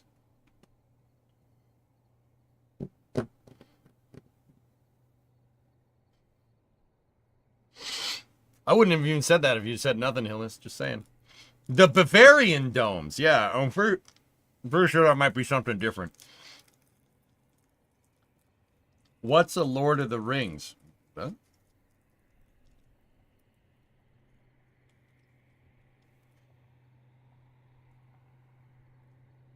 Anyway, so During mission operations, Elytra will first deploy Blue Ghost into lunar orbit and then remain on orbit to provide long-haul communications. Blue Ghost will then land in the Gandalf domes, deploy the rover, and operate 6 NASA payloads for 14 days on the lunar surface. EJ, real quick. Yeah, oh, jeez. Yeah. Some people flew some flat earthers to Antarctica to watch the sun basically go around in a circle to prove that the earth wasn't flat. And the video of them going, oh, actually is pretty funny. It's pretty good. They have a time lapse of the sun never going up, never going down. It just goes around in a circle. It's perpetual daylight at the South Pole right now, which is funny.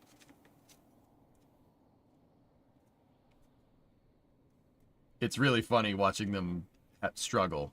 Yeah. Randall arguing with the Lord of the Rings fan in Clerks 2 is my favorite commentary. Yeah, good. Hillness, you got the joke. That's good. There's only one return, and it isn't of the king, it's of the Jedi. That made my evening. Thank you. Please continue. Yep. Can you play it? Nah, go look it up. I don't talk about flat earthers here, dude. We don't do that. I'm not giving them any credence, dude. Will NASA be expanding their deep space network? Probably, Trey. I mean, they already have been expanding the DSN, dude. They've built new 70-meter antennas. I feel like it would be overwhelmed with everything when everything in the next few years comes online.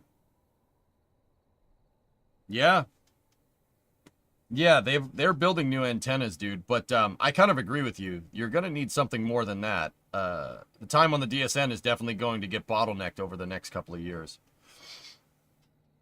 Obviously, the Earth is an oval. No, you're an oval. Got him.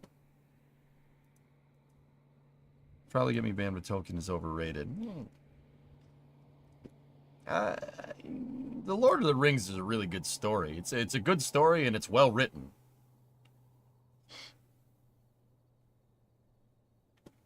You know, I'm not even that big of a Lord of the Rings fan. Whatever. For legal reasons, that was a joke. Because we'd be doing legal things to you, Black, if we found that offensive? Anyway, so that's cool. Elytra seems to be a kick stage for their lander. That's actually mint, dude. Super cool. I'm wondering if this will launch on Falcon 9. That would be basically a Falcon 9 with a kicker stage and a lander on top of it. That's pretty rad, dude. That's pretty cool. What's that, S? What do you got?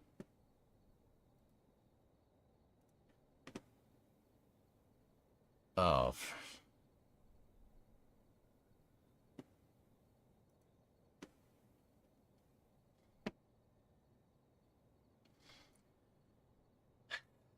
NASA moved Crew 10 because of other logistical operations into March. So Butch and Sonny are probably not going to come down until late February 2025 or early March. People that have 4 or 5 brain cells would post that instead.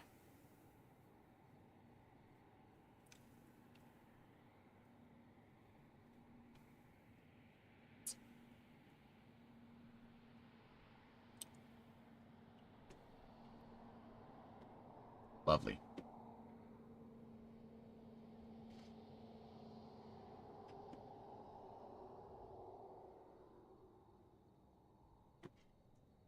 Don't ever link stuff like that ever again. All right. So, Forge, you linked this article here. This was linked before, but I never got around to covering it. This is from November 4th. So this is a Space News article by Jeff Faust. I actually wanted to kind of get into this here. NASA expects to determine early next year the next steps for a lunar rover mission it canceled in July amid some confusion over the timing of the decision. Speaking on an October 28th meeting at the Lunar Exploration Analysis Group, Joel Kearns, Deputy Associate Administrator for Exploration and NASA's Science Mission Directorate, said the agency was reviewing responses to a request for information the agency issued in August seeking alternative uses for its volatile investigating polar exploration rover, Viper, spacecraft.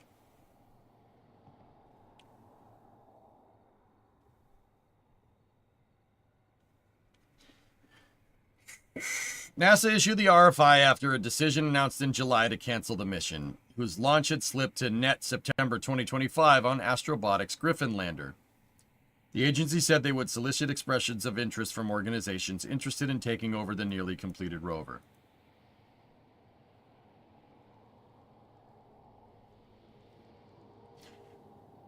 I would like to remind everybody that NASA canceled this when it was fully completed. They finished it. And they canceled it because they said it would be too expensive to move it to the Cape and put it on a rocket to launch. The rover is quite literally assembled and working 100% operable in a NASA facility at JPL, and it's just sitting there. NASA deemed it more cost effective to launch a brick on the Griffin lander than Viper.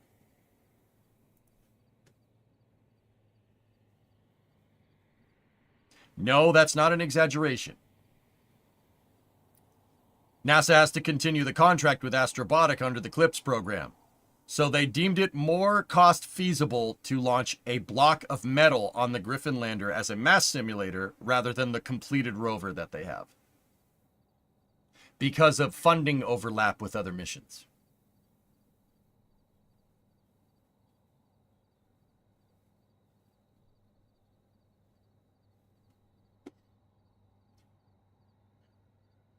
You see why Viper was kind of a turning point? I remember the space news. That space news in July, I was mad. That isn't nerd rage mad. That was about as pissed as I'm going to get. That was coping and seething hard mad, right? Like I was pretty pissed. 270 CDR type people. Yep. ID10Ts. Yep. Anyway, we got about 50 expressions of interest, from which I will tell you ranged the gamut from relatively detailed and logically well thought out ideas to just either things that didn't look very logical or bluntly people who said they would like to get Viper because they would like the instruments and high value components to use on their missions. Those responses led NASA to issue a more formal request for information. NASA is now reviewing the responses to the subsequent RFI. Right now, we are considering the next steps, what it would take to put a partnership in place, he said, but declined to provide additional details. A NASA spokesperson said on October 30th that NASA is determining which responses to the RFI warrant seeking more information and propose next steps by early 2025. Kearns did not say how many RFI responses the agency received, but the agency received, but Anthony Colapret, Viper project scientist, said in a separate talk at League on October 29th that NASA got 11 responses. He added that he was firewalled from the process and has not seen any of the responses. But I think they were good enough to have headquarters step back and say, okay, what are we going to do next? One reason NASA gave in July for canceling Viper was the expectation that the mission, which has already suffered cost increases, would likely experience additional cost overruns and delays from issues found in environmental testing, which was just getting underway when NASA made the cancellation decision. I will tell you that in general, the spacecraft development system level environmental testing does not uncover problems that spacecraft development system level environmental testing does uncover problems that do need to be corrected, which would take more time and money, Kearns said at the briefing to announce the decision. Yeah, it didn't. Just for what it was worth. For what, I don't know if they're going to mention that. Yeah, it didn't. Yeah, they canceled it when it had one thermo environment test to do left before it was certified 100% good to go, and it passed it. Yeah, it passed the thermal environmental testing. Yeah, it passed. So, yeah, that statement didn't age well at all. Yeah, that statement aged very poorly. However, Kolaprit said that Viper has completed both launch environmental test and thermal vacuum test without any major issues.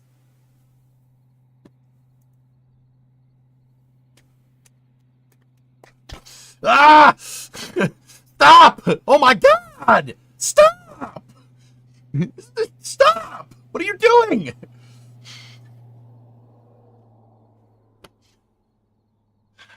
I've been a part of a number of flight thermal vacuum test campaigns, and this one was just absolutely incredible how well it went. Everything looks great.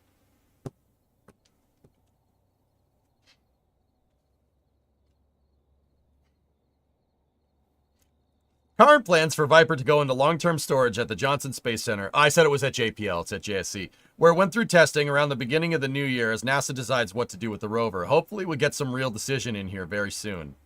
Kolaprit in his presentation appeared to add a new wrinkle to the timeline of NASA's decision to cancel Viper.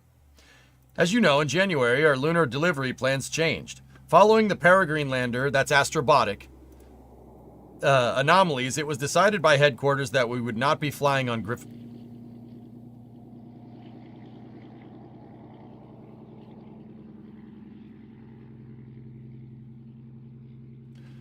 As you all know, in January, our lander delivery plans changed. Following the Peregrine lander's anomalies, it was decided by headquarters that we would not be flying on Griffin 1.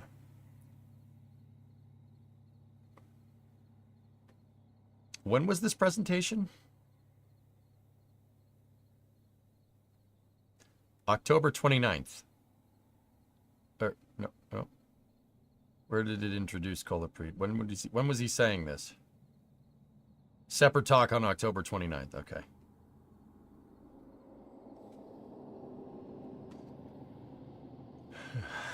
That was a reference to Astrobotic's first lunar lander mission, Peregrine, which encountered a problem with its propulsion systems hours after launch that prevented the spacecraft from attempting a lunar landing. The spacecraft instead flew out to lunar distances before returning to the Earth and re-entering a week later. However, at the time of the loss of Peregrine and 4 months later, NASA did not announce that it had taken Viper off Astrobotic's Griffin lander. At a briefing just after the end of the Peregrine mission, Kearns said that NASA would wait for the results of the Peregrine investigation before making any changes in the award through the Commercial Lunar Payload Services program to fly Viper on Griffin. Astrobotic released the results of that review in August. We reviewed them here. They had a hypergol overpressurization because of a crappy valve. It happens. More than a month after NASA announced the decision to cancel Viper.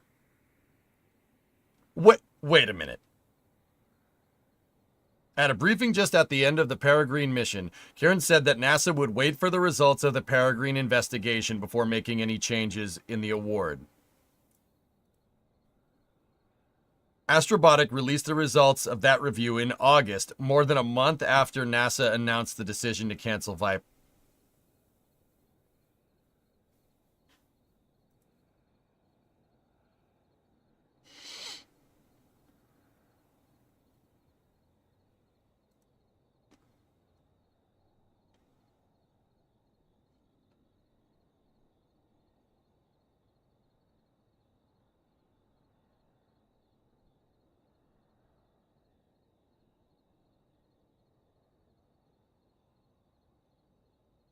Remember your pressure points. Woosa! Woosa! Woosa!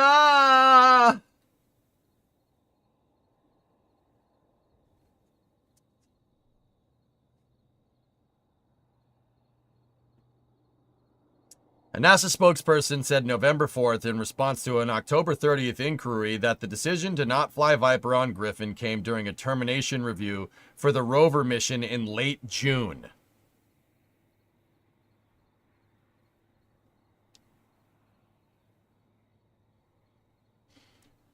NASA has retained that the Commercial Lunar Payload Services task order with Astrobotic for the Griffin mission will either fly a mass simulator or other payloads identified by Astrobotic.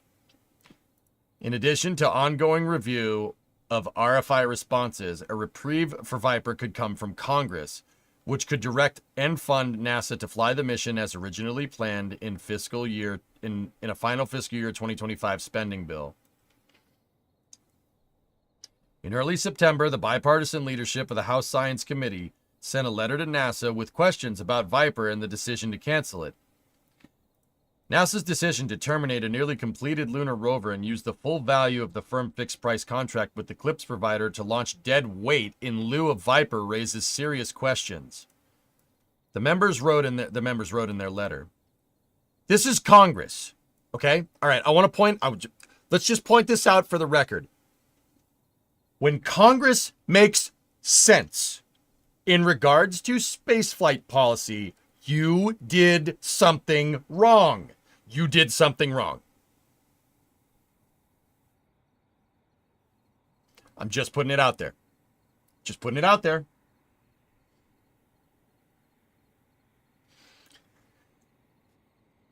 EJ will not allow any warm clothing in the garage. Now you need to cool down. Yeah, no. That was my question. What are you doing? What are you doing? What are you doing? You know, everybody, okay, so serious note here. Everybody likes to dump on Congress because of SLS and everything else. The reason why they did that is because someone played games with NASA. Someone tried to say no human spaceflight anymore, leave it all to commercial, and Congress told them to get fricked. No, we're not doing that. And we're going to make sure that doesn't happen. We're going to make sure you don't cancel our in-house human spaceflight program. So they legislated a rocket instead of engineering one.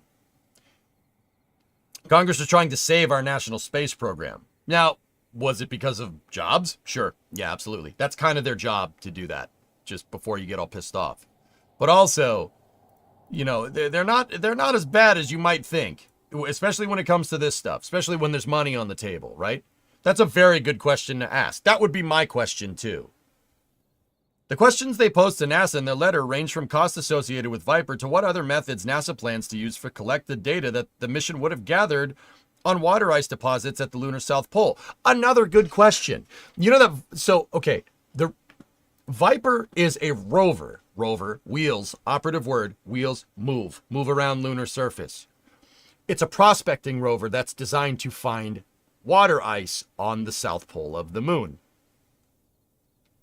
Everybody got that? That's pretty straightforward. Griffin lander lands it. Viper rolls off the lander, and then it starts rolling around trying to find where the biggest deposit of water ice is.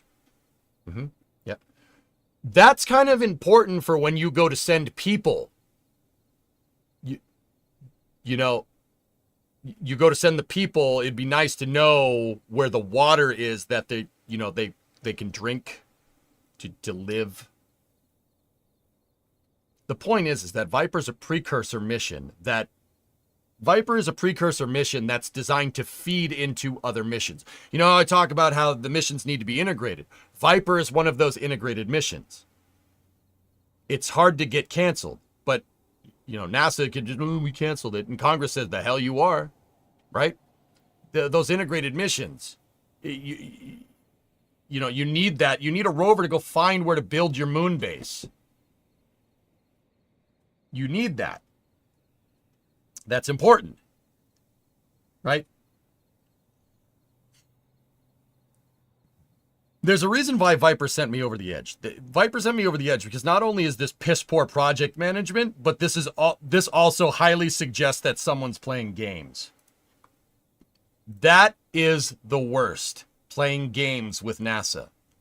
You know, oh, I'm going to cancel this project. We're going to pull that project because you know, the district that's in, we don't like that guy. Whenever someone does something like that, NASA gets the shaft. Nixon pulling the Apollo program because he didn't like Kennedy. Good example. That's probably the best example that I can think of off the top of my head.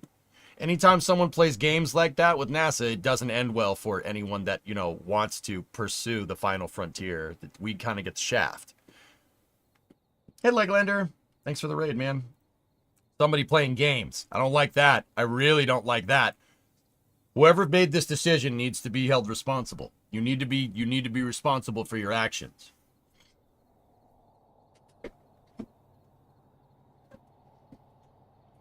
Something like that, Nova, that has a lot to do with it, sure. Kern said at the league meeting that NASA did respond to those questions in September and has not received any follow-up inquiries from the committee. He did not disclose the details about the responses NASA provided. See that? Unacceptable. Unacceptable. Nope. Nope. Nope. Nope. Nope. Nope. That needs to be publicly disclosed. Unacceptable. So NASA canceled this. They said they didn't want to fly on Griffin and then didn't bother telling Astrobotic that they didn't want their payload to fly on Griffin and then canceled it without telling them.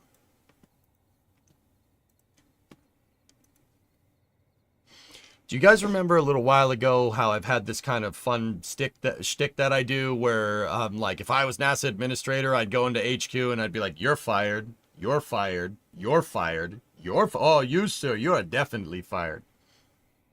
Can you see why?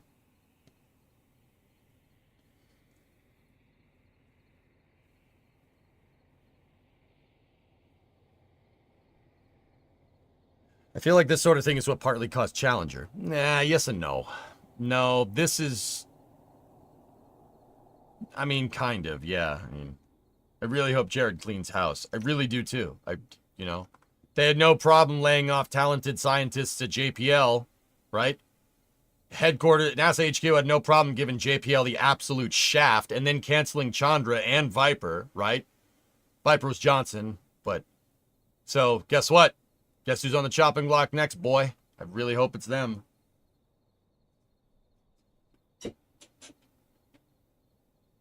It's... Guys, okay, here's the biggest thing. You could make the argument that HQ was worried about losing their expensive rover, right? We don't want to lose our expensive rover. Your lander didn't work. So what gives us any confidence of putting it on the second lander and that not working either, right?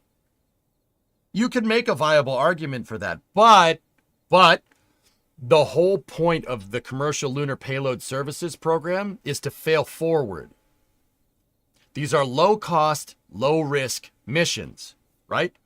They're low-cost, low-risk. So if it doesn't work, it doesn't work. Send another one. Eventually, you'll figure it out. Like Hakuto R. Hakuto R is in clips. But Blue Ghost with Firefly. Intuitive Machines with IM-1. Astrobotic with Peregrine. These are low-cost missions. They're supposed to fail. Like, if it failed, it's no big deal. You spend a couple, like $20-30 million, whatever. No problem. Or $100 million on Blue Ghost. That's not a lot. $100 million is nothing. That's pocket change for NASA. That's nothing. That is very low risk, very high reward, if it works, right? But high probability of failure because it's low cost, right? That was the whole point. So I can understand NASA not wanting to launch their expensive rover, their $400 million rover, on a lander that might not work. However, the whole point of these missions is that if it doesn't work, you build another one.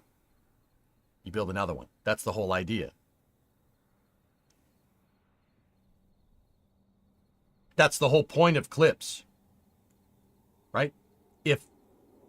But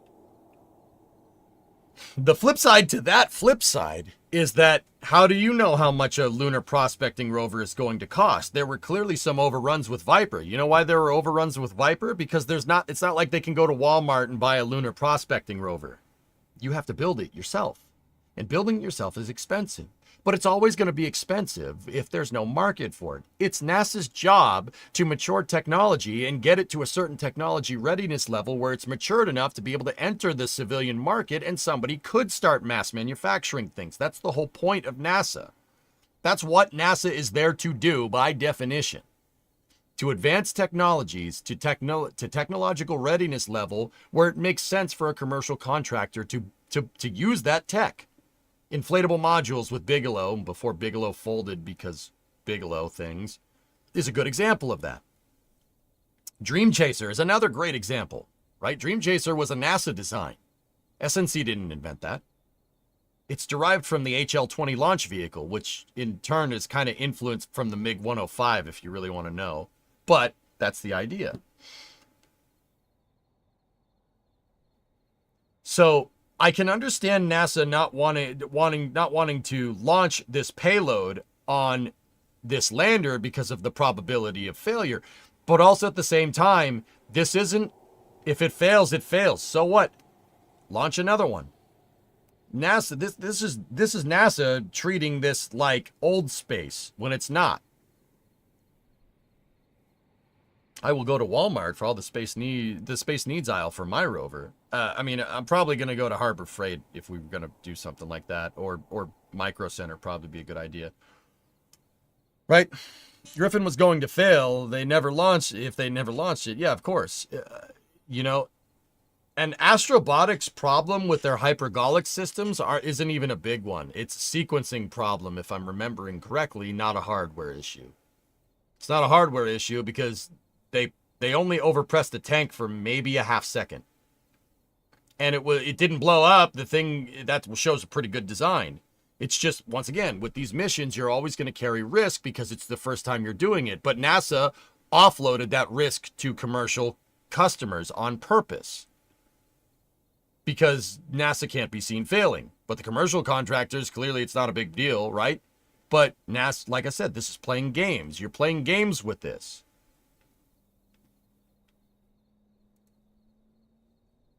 Because most of the time, the commercial sector doesn't have enough dough to invest in such risky and unproven science unless your SpaceX and Elon is in charge. SpaceX is the anomaly in this, Bob. Yeah, exactly. When will we start the EJ launch services and we'll build rovers in the garage and launch payloads for NASA? I would love to, dude.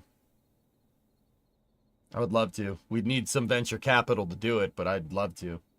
Mars Climate Orbiter pounded into Mars due to imperial metric. I mean, that's a totally different thing article, but yeah, that's the idea, right? See, that's no good. This is, reading that is, NASA was going to cancel it before they even knew the result of it. Why? I don't know. Someone's playing games. There's no logical reason for that, and I think it's just very, very convenient that those, the details that were disclosed in a congressional meeting were not disclosed publicly. That reeks of shady stuff. I don't know. As a taxpayer, no, not about that life. Nope. You better, I would like that decision, the details about the responses, please. Yep. I want the spoiler alert, they're probably bullcrap. They're probably bullcrap. They probably said something about risk or something stupid. But the whole point of Eclipse is to be low risk. You just got to send it, and NASA's afraid to send it because something.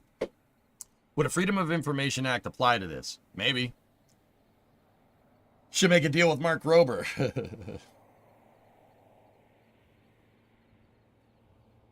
Oh, okay, Graham. There you go. Yeah, that's some shady stuff, dudes. That article did not make me feel better about that. That's shady. Something that's shady. Like, that's some shady stuff, dude. You know what that tells me, guys? That tells me that the funding overlap is bullcrap. There's no funding overlap. Which is what I said at the time when they canceled it. They were like, it's going to overlap by $100 million at the very least. It could cost up to $100 million more. We got to cancel it because we said if it cost more than $400 million, we would cancel it. Technically, every mission that NASA does has a projected overrun. And if you go past it, it automatically cancels. It trips a red flag and it automatically cancels with how NASA funds stuff. Yet we have something like James Webb that took 20 years and went $19 billion over budget. That didn't trip anything? No, that one's good, right? But Viper, no, $100 million. Can't do that. Nope, can't do that. Clearly, it's selective enforcement of these budgetary constraints that NASA imposes on itself, which also raises a huge red flag for cost and capital allocation for NASA in the first place. That's a huge red flag. That's not good. This is why Viper, like, dude, don't get me wrong, canceling Viper, whatever, dude. There's been worse things in the space program, like getting rid of Constellation or Apollo or retiring the shuttle with no replacement. There have been worse things. This one tipped me because it exposes a much bigger issue.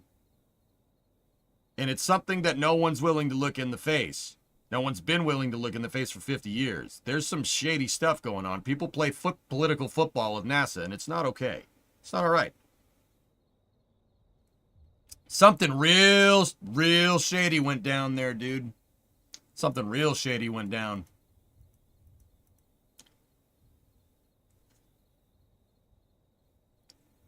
Sounds like somebody didn't get their fruit basket. Something ain't stirring the Kool-Aid, man. Yeah, anyway, next bit of news.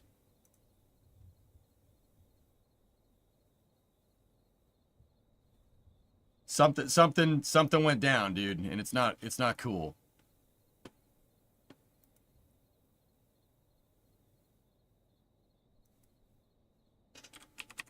Give me 1 second.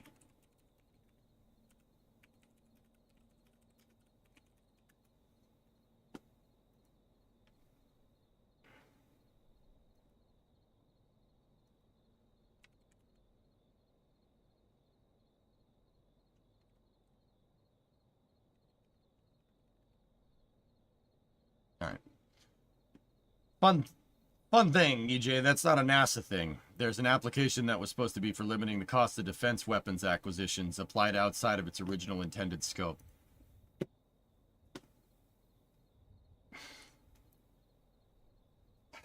Lex, let me say this before we move on to the next article. Hang on. It's getting toasty in here. I'm gonna open up the door. Let me say this. NASA's procurement for hardware echoes the Department of Defense's procurement. They use very similar methods because of the, it's aerospace. It's similar, right? If NASA is this bad, dude, I don't even want to open that can of worms. I don't even want to know what.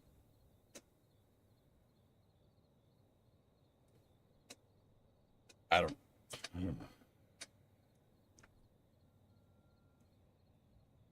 don't want to know, dude. I don't want to know. I don't want to know, dude.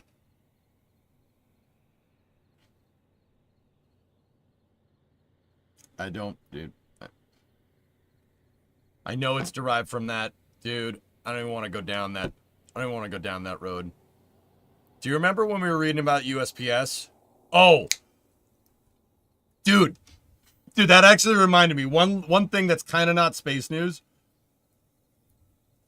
You remember we were reading about the procurement for replacement U.S. mail vans and how they were going to initially make them with internal combustion engines, build like 10,000 of them, and then take them back and then convert them to electricity over time, right? You remember that? Guess what? Oshkosh is very behind with the internal combustion engine mail van. Yeah, they're already way behind. Yeah.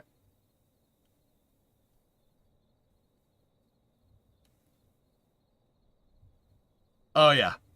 They're way behind. Yep. They're already screwing the pooch on that. Remember we said that would happen? Saw that one coming. Yep. I don't care what it takes. We need to get the mattress off the roads. Just skip the ICE version already, and the EV drivetrain is simpler. It's almost like if you're building a chassis to put an ICE in and then retrofit with an electric motor, that it's going to be over budget and behind schedule, because that is an idiotic way to procure things.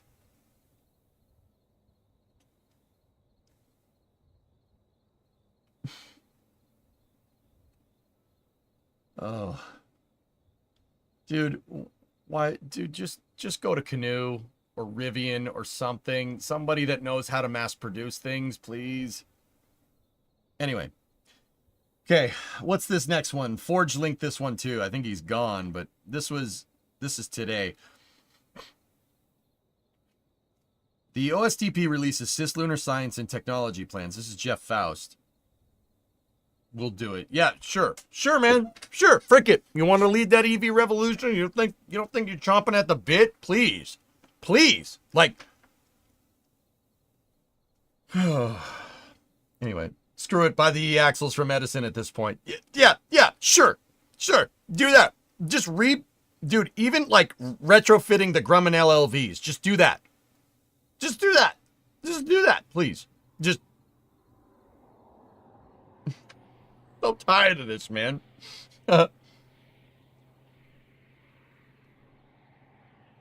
Yeah, they won't. Yeah, right. Okay. This is an article from Jeff Faust here. The Biden administration is releasing some final space policy documents focused on cislunar activities and technology development.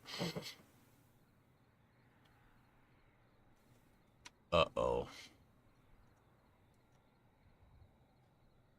The White House Office of Science and Technology Policy, OSTP, published December 18th a policy memorandum during the development of a cislunar reference system needed for the future navigation on and around the moon, as well as a cislunar science and technology action plan. Uh-oh.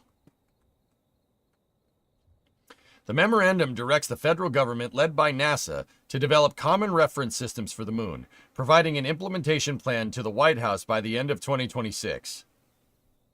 Serious question, can you define cislunar? It's the area in the two-body system between the Earth and the moon. It's anywhere that's beyond low Earth orbit. So basically, the area not limited to low lunar orbit, rectilinear halo orbit, Lagrangian point stations, and basically transiting anywhere between Earth and the moon. It's anywhere in the Earth-Moon space that's not low Earth orbit. That's what that means.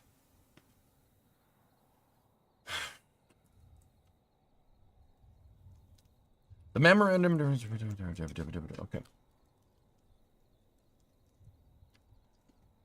The memorandum directs the federal government, led by NASA, to develop common reference systems for the moon, providing an implementation plan to the White House by the end of 2026. Such reference systems provide a means to determine position and direction and the ability to convert them to other reference systems like Earth-centered ones. What? I'm not 100% on that one, Hellfish. I need to... Basically, everything does bespoke dead reckoning at this moment. They want an Earth-Moon global positioning satellite. Oh, a reference system. Okay. Okay. A cislunar reference. Okay, okay. They want GPS for cislunar space. Got it. Something like it, at least.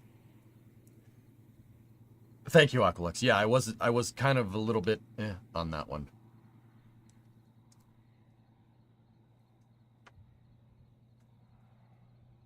A shared understanding of reference systems at the moon is essential for safe navigation, scientific discovery, and commercial activity, just as it is at Earth.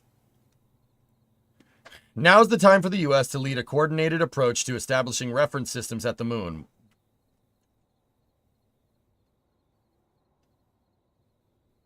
Hang on one second, guys. Oh, yeah, something fell over. Give me 1 second.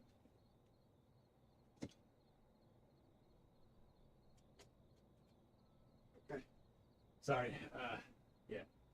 The wind blew and it knocked something over back there. It's nothing. It's just a book.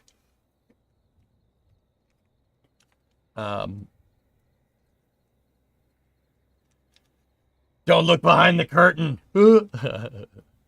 Seems like, dude, it's like a horror movie. I was like, oh no, what's behind it? I'm on the stream. Hopefully it's not anything ridiculous. Right?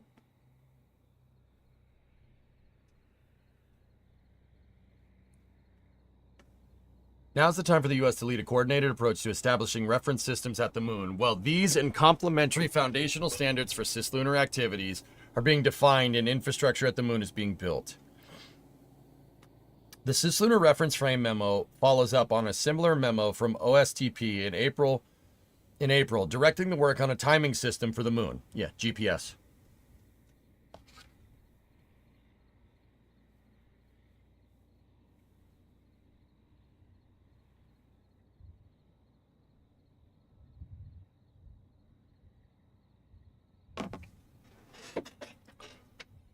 Okay. Yeah, LPS, right? That's what it would be.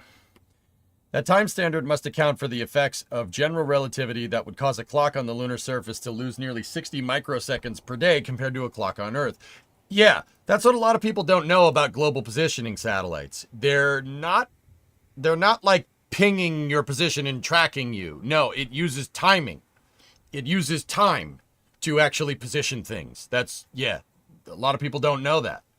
GPS has to take into account time dilation because their reference frame to Earth's center of gravity is different than the surface. So there's a little bit of time loss like that. Yeah. It's interesting, right? Creating navigation and other challenges. Okay. NASA would lead the development of this new cislunar reference system, working with Department of Commerce, Defense, Interior, State, and Transportation. The memo also calls on the agencies to work with the international community on the proposal. Yeah, Bob, I agree. It's a good idea.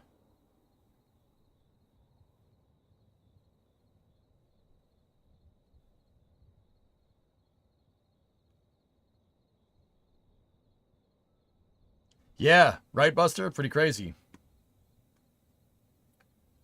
Yeah, no, this is good. This is what you should be working on. Building out the infrastructure for the moon if you want to go there sustainably. This is a good idea. I actually agree with this. Yeah, sure. Excellent.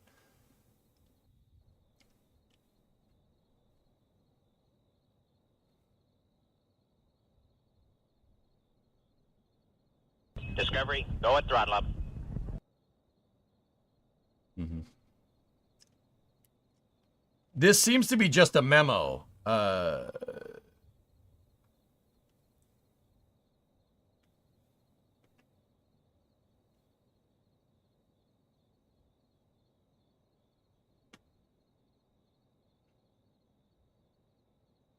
Yeah, this would the OSTP, the White House OSTP is basically the executive branch. This is and it is the president's job to tell NASA technically what to do. That's what this is. This is the president going to NASA and saying, "Hey, we need lunar GPS." That's basically what this is. Pretty cool. Yeah, no problems here. That's a good idea. We should do that. Yeah, we should do that.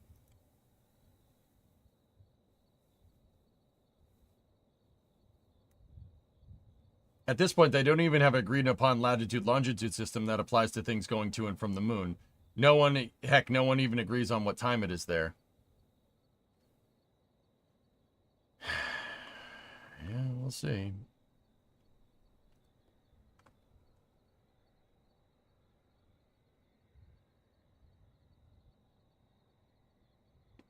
All right.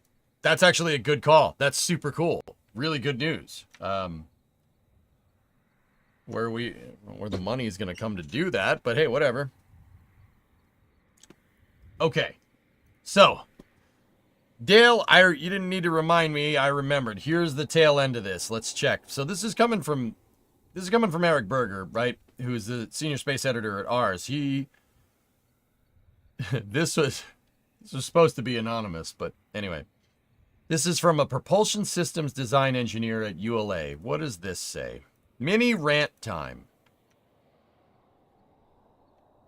Let this be your friendly reminder that the Starship is not a serious launch vehicle, at least not in its current form. I see fanboys out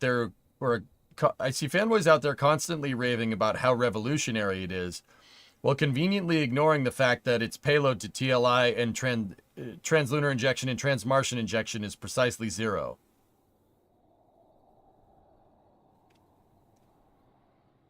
Okay. Why? Why? Because it will have depleted its tanks just to get to low Earth orbit and therefore would need up to 8 tankers to refill them. That means, checks notes, 9 total launches, adding up somewhere between $508 million per mission just in launches, while also adding a ton of extra risk due to the need for on-orbit rendezvous docking and tanking operations. The 60-year-old Saturn V was a useful launch vehicle, requiring no on-orbit assembly and getting at least 50 tons to TLI. Starship, on the other hand, is cartoonishly impractical both as a launch vehicle and as a lander, and I simply cannot believe nobody ever mentions this. uh,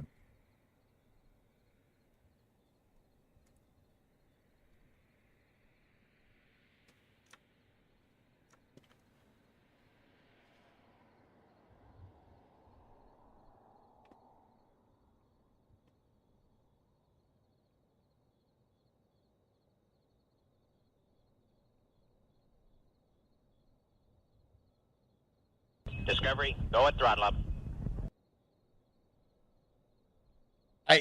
I don't.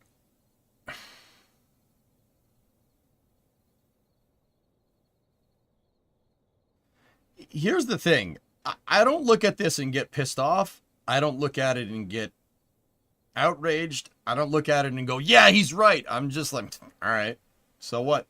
What do you like? What's the point here? What are you getting at? It's not a serious launch vehicle? Like, I don't understand.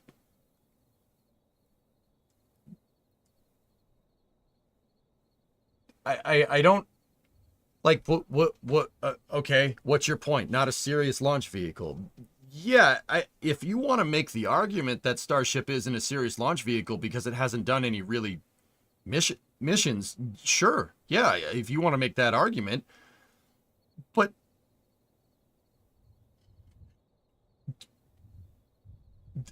that's all right. Here, let me show you. All right. Okay. There. Here, I got a good analogy. All right, we were looking at Detroit a little bit earlier. I got something. I want to show you this. All right, look. Saying that Starship is not a serious launch vehicle and implying that, the Saturn V might be a better idea would be like saying that the Gordie Howe Bridge is not a serious bridge. It's not a serious bridge because it doesn't work. Oh, it doesn't work. The Ambassador Bridge has been moving people for 60 years. The Ambassador Bridge is a serious bridge. The Gordie Howe Bridge is not a serious bridge because it doesn't work. Bro, what are you talking about? Somehow implying that it's never going to get finished? Like, I don't understand. What's the whole what is your point here?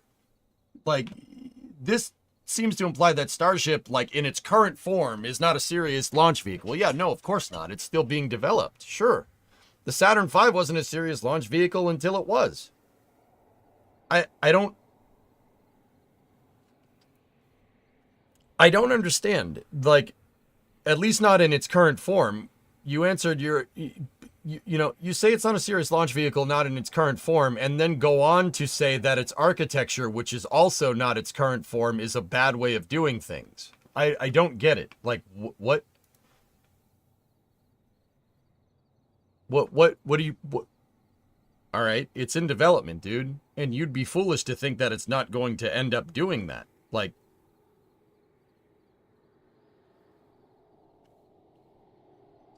I don't get it. What are you trying to say? This doesn't make any sense, guys. That doesn't make any sense. And what do ULA have? They have Atlas V and they have Vulcan. Those are good launch vehicles. They can certainly move stuff to the moon. Yeah, absolutely. You ain't moving anything like the Saturn V to the moon. You ain't moving people to the moon. That's for sure. Not with those vehicles, at least. The point is that Starship doesn't have a payload capacity beyond low Earth orbit without refueling.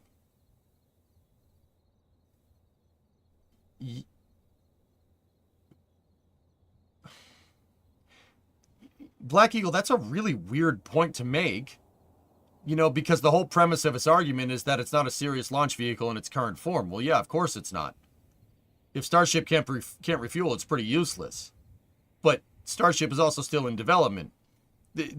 I don't get it. What are you implying? That Starship is not going to be able to, they're not going to be able to figure out refueling? But the guy goes on to say a little bit later that it's going to cost 9 launches and that, with refueling. Don't get me wrong. Like, the other thing is that I do understand, the Saturn V argument. In fact, I've advocated for that, or advocated, not abdicated. I've advocated for that a lot. I think that SLS needs to be able to get to the moon in one shot. It's a good redundancy built into these high-profile refueling missions or these higher-risk refueling missions. It's a great way to hedge your bets, right? And it also is the most sustainable way forward, not the least expensive way forward. That's going to cost a lot of money doing that, but sure. I mean, what doesn't, right? Like,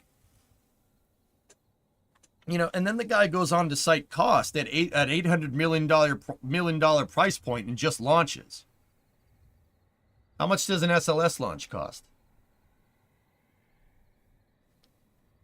The guy pulls a $500 million to $800 million price point out of his tail, saying that's the cost of 9 Starship launches. How much does one SLS launch cost? And I'm saying that as somebody that loves SLS. I like it. I think it's a good rocket.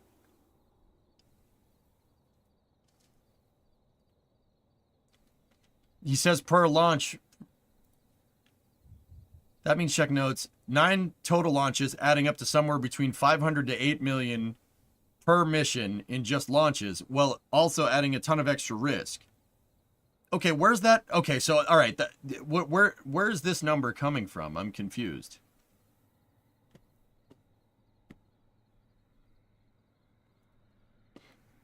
Anyway, okay, okay, I read it wrong. That was my fault.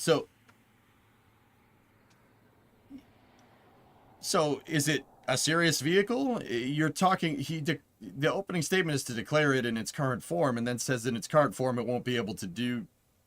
It's not a serious. I just don't. I don't really get it. Like,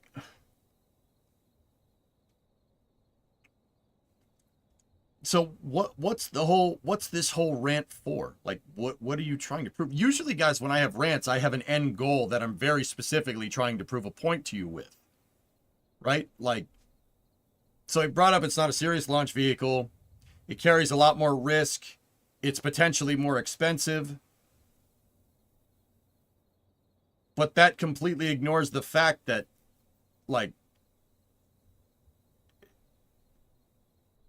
dude, look at the hardware. Look at Starbase. Do you honestly think they're not going to be able to do any of these things? Like, I don't get it. Dude, look, man, I like SLS and I like Starship, but I'm not going to bury my head in the sand just because I want SLS to succeed. I've often talked to you guys about, like, the day of reckoning. When Starship gets a human rating certification, there is no need for SLS or Orion to exist. And unless NASA and its legacy contractors get their head out of their tail, they're looking at a very, very quick trip to oblivion. I'm not going to sit here and pretend like that's not going to happen. It absolutely will happen. I don't want that to happen. I don't think that's a good idea, because that inherently means billions of dollars less spent on the aerospace industry for spaceflight. You can't cut it any other way. That money doesn't go to SpaceX once SLS gets canceled, or Artemis. It's not going to happen like that. It never happens like that. Right? So, what are we going to do here? Are we crapping on a potentially second viable avenue to get to the moon just because it's more risky? If the guy's trying to make the point that we should have a Saturn V type vehicle and a Starship type vehicle, well, yeah, dude, I kind of agree with you there. Yeah, sure, absolutely. But I wouldn't go so far as to call Starship not a serious launch vehicle. You have to be out of your mind to think that Starship isn't going to at least achieve some breakthroughs and goals in spaceflight. It is, you know, he says, I see fanboys out there constantly raving about how revolutionary it is. Dude, where's your 33 engine first stage booster that comes back and lands? Where is that? Oh, wait. No one's ever done that before. Ever. Not to mention that those 33 engines are full flow stage combustion. Another thing that no one's never done before. What are you talking about? Like, bro, what do you mean? I don't get it. Read previous. What's up, man? He thinks it will be too expensive and not worth it. The same argument for reuse when space started. So you can predict the future? Like,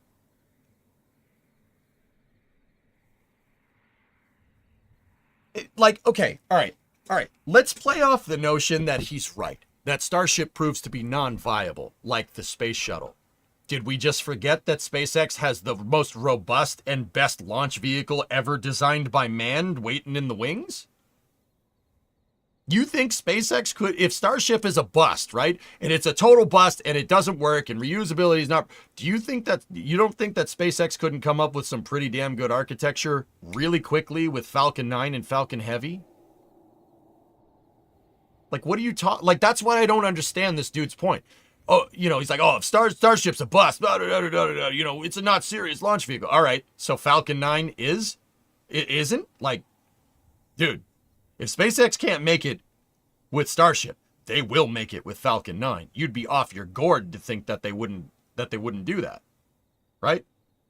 And that's playing off a very unlikely notion that Starship is not going to succeed in its avenues. Which I think it will. I think it absolutely will. I think NASA should be worried that it's going to succeed, because once it does, you're gonna open up a box, and once you open up that box, you ain't closing it.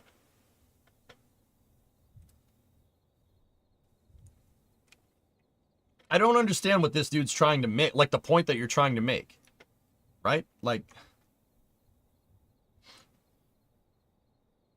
you have much patience? It's all right, Bob. I wouldn't be good at what I do. I wouldn't have survived this long in this industry if I didn't teach people about this. Like, I don't look at this and cope and seethe. I don't look at it and get mad. I'm just like, I really don't understand what you're trying to say. It seems to be not incoherent ramblings, dude. I mean, I'm not trying to dump on ULA either. I think Vulcan Centaur is a great rocket. I just don't understand why you're saying this. When it comes to architecture, they aren't wrong, though. Our return to the moon is an overly complex architecture. Well, yeah, erudite, of course, dude. Yeah, no, I agree with, if that's the point that he's making, dude, I agree with you. But I'm not going to dump on Starship just because NASA needs another Saturn V. That's stupid. You can make that argument without pissing in Elon's cornflakes. Because at the end of the day, why the frick would you try to tear down one vehicle to promote another? See that mentality? Do you see what I'm talking about? That right there is a loser's mentality. That's not how you get anywhere in space. This is the gaslighting nonsense that I've been trying to tell you guys about. We need to tear this down so my vehicle is good. Dude, people like that need to leave. You need to get out of here. Get out of here. I'm serious. Go work for the post office or something, dude. You can say that NASA needs something like Saturn V as a redundancy to the inherent risk from a complicated refueling architecture that Starship offers. That is a totally safe thing to say. That is a totally safe thing to do. That's what we should be doing. Did I tear down SpaceX or Starship or Elon in any way, shape, and form there? No, absolutely not. What? Like, why say this? Why bring this up? Why even go there? It's ridiculous. SpaceX is honestly just able to adapt their designs very quickly, hence why I see the initial cost of development as a worthy thing. It will be exactly like a car with the Industrial Revolution. Yeah, yes. Falcon, that's what I mean. Dude, look, everyone, and every SpaceX critic seems to look at SpaceX like they're some traditional aerospace company. You know? Like SpaceX is proposing this very complicated mission architecture, right? And they're looking at it like like other commercial contractors. If you work at other companies, don't mean anything bad by this. Like, because I'm not trying to do what this guy is doing. Like, okay, I'll give you an example. If Stoke came out and said they're going to do something like Starship, right off the bat, I would be very skeptical of it. Not because I don't think Andy Lapsa is capable of doing it. I mean, the guy's company made a full flow stage combustion cycle engine. But that's a crazy thing to propose for your first thing for your new aerospace startup. That is ridiculous. That's like a software startup company trying to talk about mass scaling hardware when they're just a like Series A VC backed company. That's nothing. You start small and you get bigger, right? Why are people looking at SpaceX like they're some small sat launch company? They're not. You got to eventually, at the end of the day, you got to read the writing on the wall. just look at any flyover of Starbase. Do you honestly think this company is not capable of figuring this stuff out? To pass Starship off as something that's not serious and it's not revolutionary because it's never sent anything to the moon and Mars yet is a little absurd. That's ridiculous. What are you talking about? What? Bro, why even go there?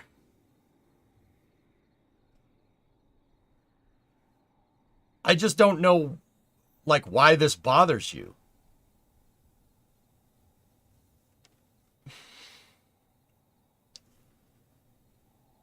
Right? And once again, I'm not trying to suggest that Stoke one day couldn't, that was a conditional hypothetical. Like, I'm not implying that Stoke doesn't have the chops to make something like Starship. If anything, they do. Have you seen their second stage? But the point is that SpaceX isn't just some small Series A VC capital-backed aerospace company. Elon's the richest dude in the world by a long shot. His net worth is double Jeff Bezos as of December 18th, 2024. His net worth is like $450 billion. Okay? Now, don't get me wrong. NASA has proven that throwing money at the problem doesn't necessarily solve your problems. But also at the same time, this guy is hell-bent on making life multiplanetary. That is literally all he does. Like, well, not anymore, but you get the idea. And you know, like, whatever, you can have your criticisms for the dude. I'm not saying you shouldn't, right? Like, free speech, whatever, you say whatever you want, right? Like, not in here. Please don't. We don't need the crazies coming out on either side, okay? But to sit here and somehow insinuate that SpaceX is just another ordinary aerospace company is ridiculous. Come on, man.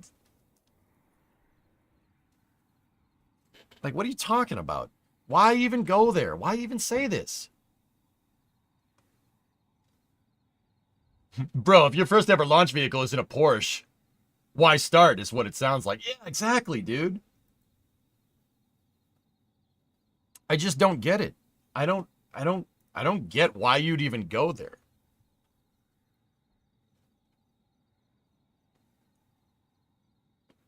Like, you're talking about, so Starship can only go to low Earth orbit.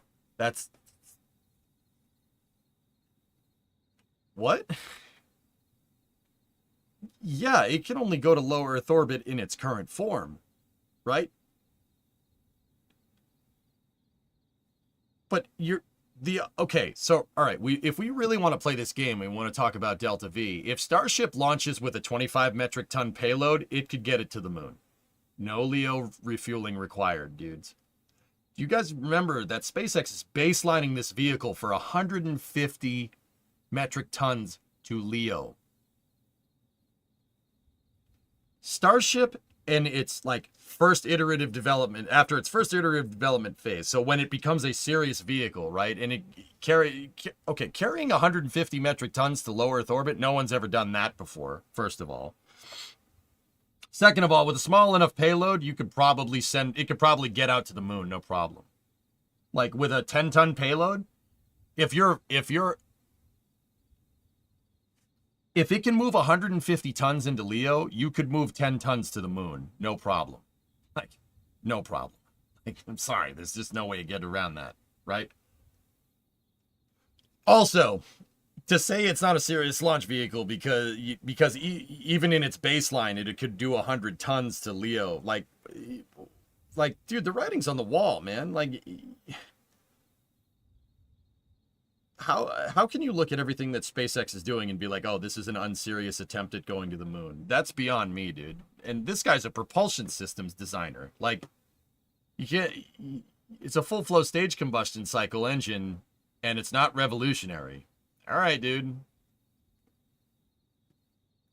Like, I'm interested to see what prompted this rant from this dude, because, guys, I'll be honest with you. I hadn't really put much solace into what this guy was saying, but I did do some research on this topic before. I was just reading it when I was trying to fall asleep the other day. That guy worked at SpaceX. Yeah, he worked on Falcon 9 before he moved to ULA in 2019.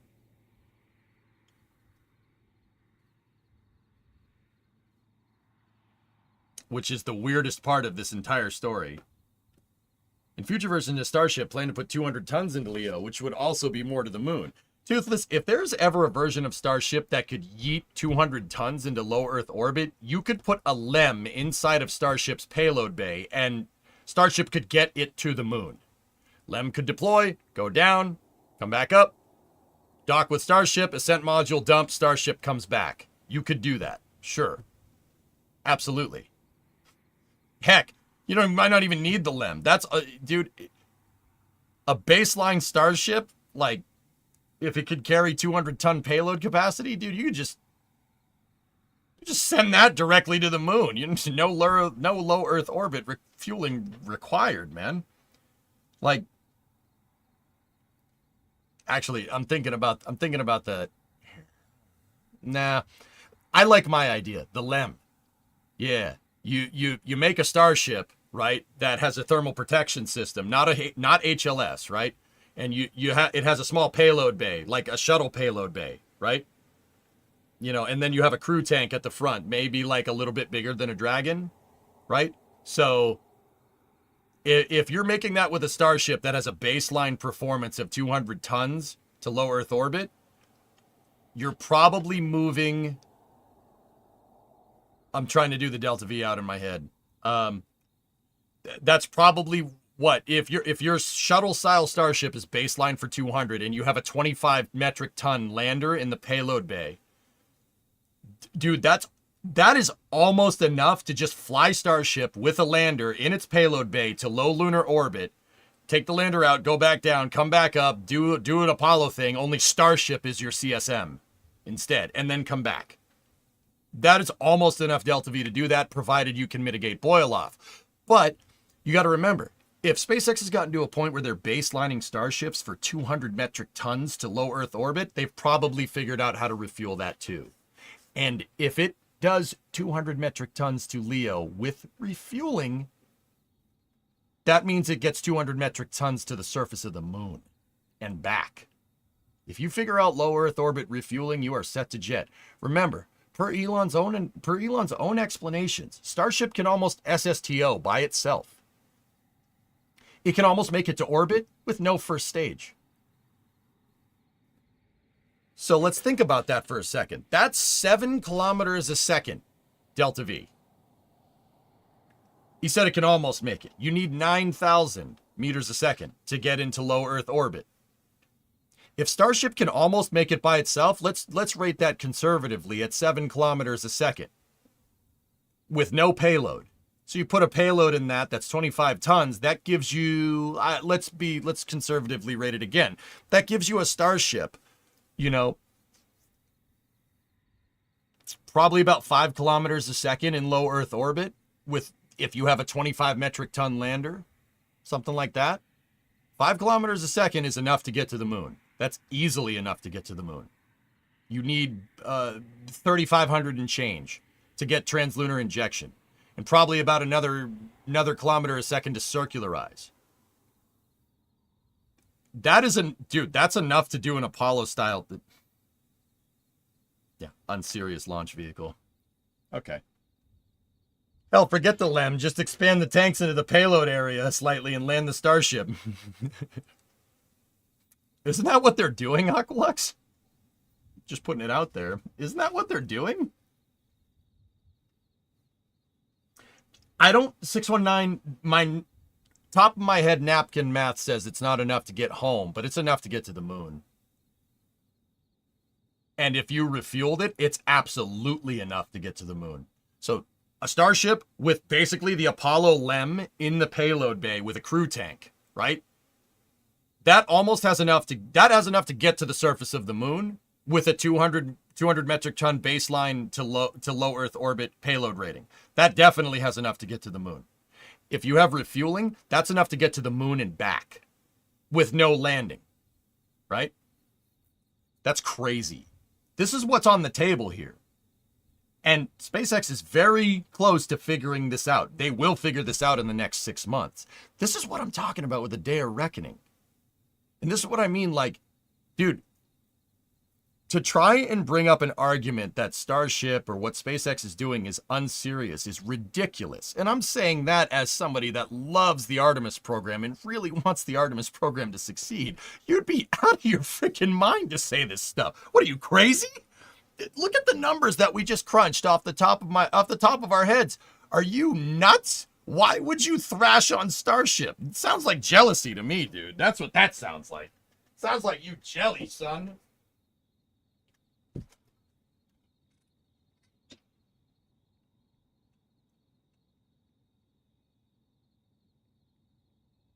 Yeah, there you go, completely right. TLI is 3,800 meters a second. Dude, yeah, I mean, Sirit, if you have a 200 metric ton to low Earth orbit baseline payload certification, right? And you have a 25 ton lander. The hell with refueling. That's almost enough to do the mission. That is almost enough to do it. It's close. It's very close. Starship would have to the big what if there is that Starship would have to do a skip. Voice crack. Starship would have to do a skip off the atmosphere like Orion. That is the big part. If you did on-orbit refueling, a Starship could get to low Earth orbit, go up there, drop a lander down onto the surface, lander comes back up with people, Starship comes back, recircularizes, provided you can mitigate boil off. That's the numbers we're talking about here. That's ridiculous. And dude, they are this close to figuring this out. Like, you can't deny reality here just because you don't like it. Do you see what's happening on the screen there? You telling me they can't figure out how to refuel and mitigate risk for a quick refueling flight when they can do that? Okay, bro. Okay, bro. Okay. You know, this guy calls Starship an unserious vehicle, and it's comes from, dude, I'd call this an unserious argument, dude. And I kind of agree with him. I kind of agree with that dude. Like, what are you talking about, man? I'm pretty sure you are high. Starship does not have the fuel to get from LEO to LLO without refueling. Black Eagle, I'm pretty sure your comprehension skills are bad. It's probably, I don't know, is English your first language? Did you hear what I said? I said with a 200 metric ton low Earth orbit baseline payload rating, it could. You don't need refueling, provided you can mitigate boil off. If you're carrying 200, if it can move 200 metric tons into low Earth orbit, you can move a 25 ton lander to the moon. Big if. But unlike that dude, I'm not denying freaking reality. You know what I mean? And no, to be 100% real, Starship is nowhere near doing that right now. The Starships right now that fly into space, not even into orbit yet, if we're going to be absolutely critical, the Starships right now that fly into space probably have a payload rating of 40 to 50 tons, which I will say is still better than pretty much everything else flying. No, not pretty much. It is better than everything else flying. There's not many other vehicles that can do 40 to 50 to LEO. The only one that even comes close is New Glenn and Falcon Heavy. An empty Starship can barely reach orbit. Once again, your comprehension skills. You're not listening to me. That's fair. But you're not listening. Starship is unserious. It's bananas. I think most of us understand that where Starship is right now, it could still actually fail. There's no delusion here.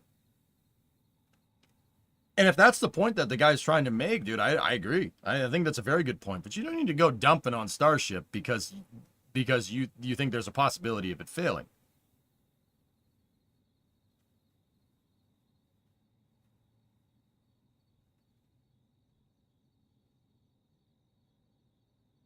I've never seen anyone do math to get any version of Starship to TLI without refueling.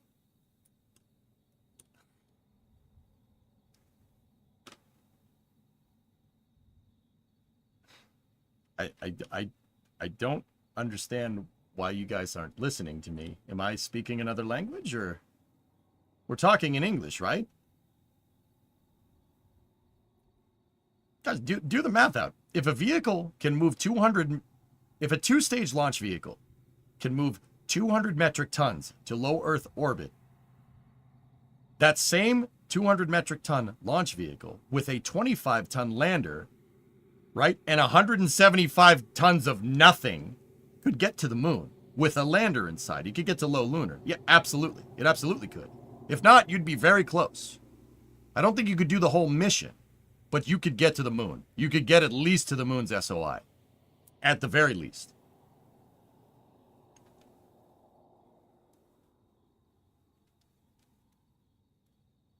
Do the math. The dry mass is way too high.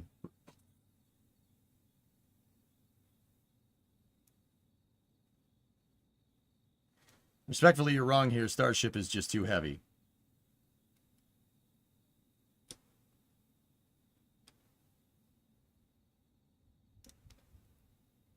It's not how Delta V works. I mean, yes, it is. I mean, yeah, I suppose if you guys want to make the argument about what your final mass is in this particular scenario, sure. Absolutely. What I'm telling you is that without looking at those numbers, I mean, dude, unless you want to make the thing out of bricks or concrete or something, even the stainless steel, like, okay, think about it like this. Can Starship send something, not Starship, can Falcon 9 send something to the moon? Sure. It's going to in January. What's the mass of those payloads?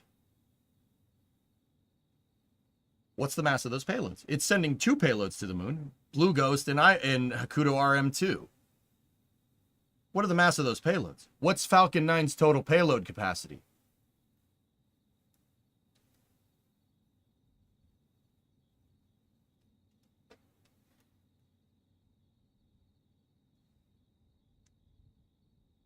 Falcon 9's total payload capacity to low Earth orbit in full expended mode is, I think it's 22.5 tons.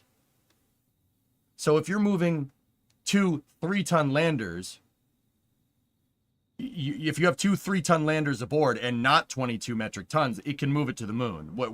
I don't understand where the confusion here is.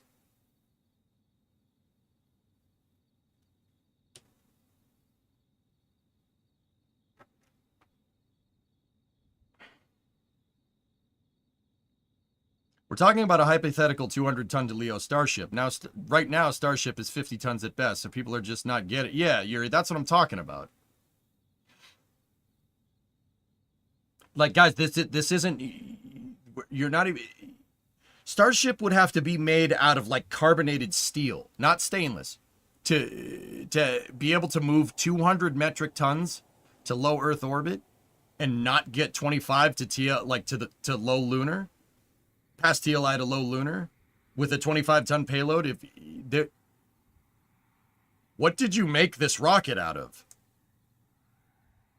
Because 4 mil thick stainless steel is heavy. That's a lot of dry mass. You're not wrong.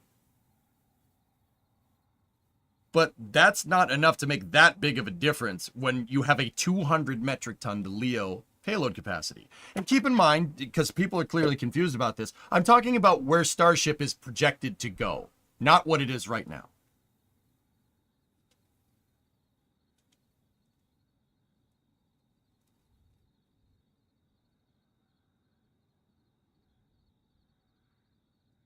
Yeah, Aqualex, I don't understand how people are getting confused by that. And Black Eagle over in the YouTube chat was saying that, that's not how Delta V works. Oh, yeah, it's very much how Delta V works, actually.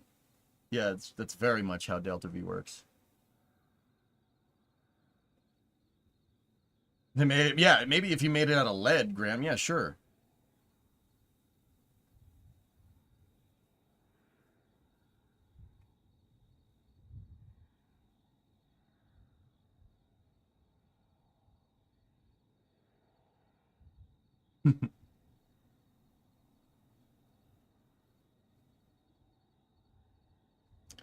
People also understand that Starship and Super Heavy don't get fully fueled right now either, so I bet it can send more. I also can say with a lot of confidence it's 74 to 80 tons currently.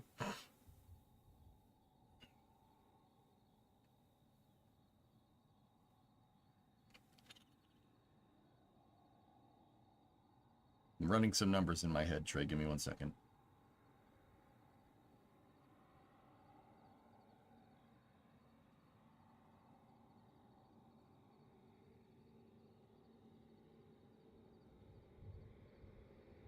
Even taking into account 100 tons dry mass on Starship.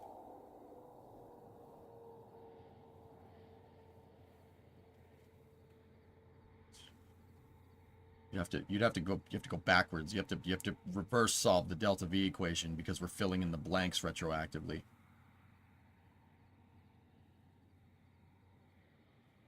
Yeah, dude, the math's still checking out. I don't think it has enough to come back.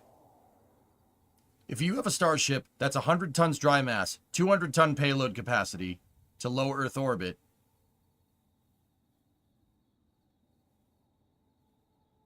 that's at least enough to get to the moon. Oh yeah, you could get to the moon with a 25 ton payload. I'm pretty sure. If not, you could get damn close. A lot closer than y'all are giving it credit, for sure. So you're at some rough calculations. If the numbers on Wikipedia are to be believed, puts a fully fueled Starship at roughly 8,000 meters a second delta V. I was figuring 7,000 in my off the top of my head.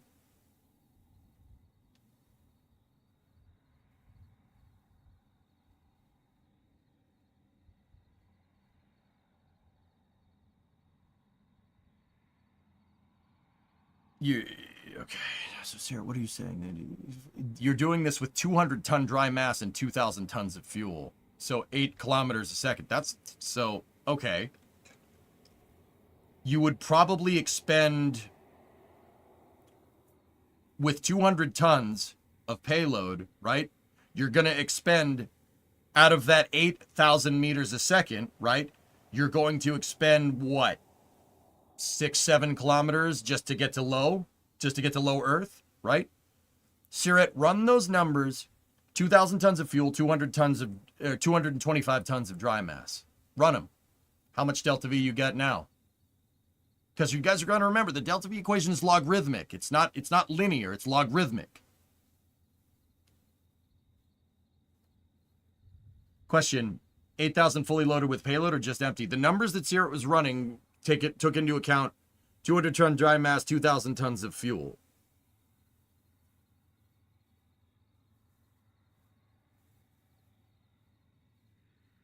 Why does Starship needs to come back? We're just discussing theoreticals of Starship architecture.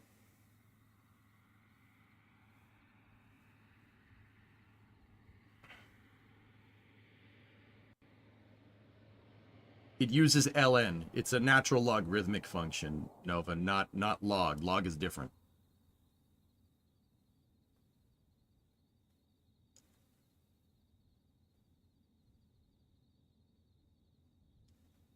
Let's flip this around. How many tons of fuel would Starship, with its 200 ton to low Earth orbit, need to retain in its tanks to still have enough to get to low lunar? It depends on the we need to talk masses here and specific impulse of the Raptor engine. In my calculations, I mean, keep in mind, guys, the calculations are off the top of my head. They're probably wrong. They're probably close, but they're probably wrong. I was figuring 380 seconds specific impulse, because that's what Raptor makes. In this 200 ton variant, it probably makes close to 380. That's what I was figuring. Siret, so you ran the numbers with 225 ton dry mass. That's 25 tons of payload, 200 tons of Starship, 2,000 tons of fuel. With a 25 ton payload, a 200 metric ton low Earth orbit rated Starship with a 25 ton payload would get to low Earth orbit with 7,800 meters a second delta V left over. I was right. That's more than enough to get to the moon and back. If you have a LEM inside of the payload bay, that is more than enough. And also, you need to be able to mitigate boil off.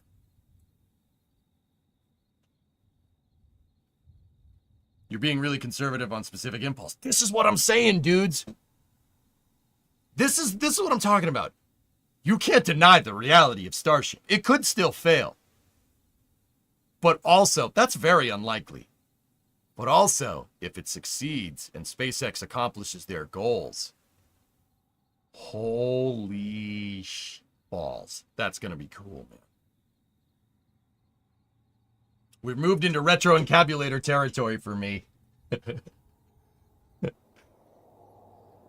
Forgot, is that that's with or without refueling? Thousands? That's without refueling.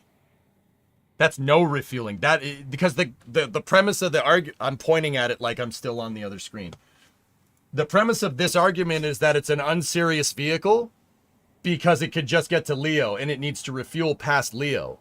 But if you're looking at SpaceX's stakeholder expectations, they want to eventually get to 200 tons to Leo with Starship, to low Earth orbit. What I'm saying is that if you have a 200 ton lander or 200 ton Starship with a baseline rating of 200 tons to Leo, and you put a LEM, something like the LEM, a 25 ton lander. I mean, how much mass was the LEM? Here, let me check. Just to be sure. Just to make sure I'm not going nuts.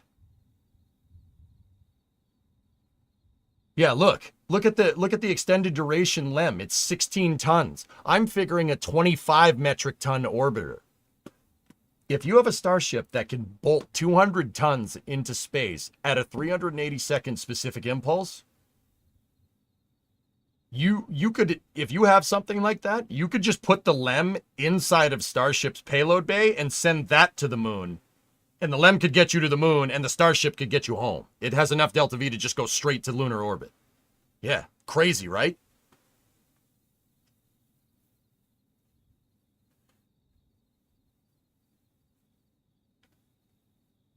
That sounds like, yeah, exactly, 1,000. That's the point I'm trying to make. That sounds like a pretty damn serious rocket with no refueling. That's what I'm getting at. Ellisers, have a good night, man. That's what I'm getting at, dudes. Does that sound like an unserious rocket to you?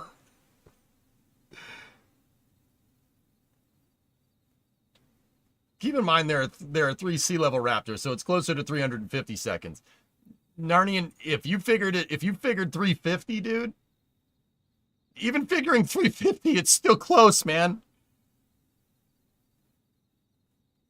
We haven't even seen Starship at its peak of performance. SpaceX improves all the time, anytime. That's why, what am I doing? That's why I figured 200 tons to Leo, right? With 380-second specific impulse, because that's the direction that Starship is trending. This is what I mean, dudes, about this Day of Reckoning stuff. Starship is a force. To call it an unserious launch vehicle is ridiculous. Ridiculous, bro. Keep hitting the copium. All right? Keep hitting the copium. And I'm not even, like, dude, okay, all right, I'm not going to lie. I'm a huge SpaceX fanboy. But I also love SLS. I love every rocket. I don't need to dump on one rocket to make another rocket look good. I don't need to do that.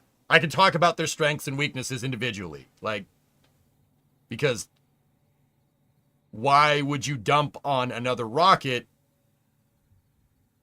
to prop up another rocket? In this particular case, this guy is dumping on a rocket that exists for a rocket that hasn't flown in 50 years.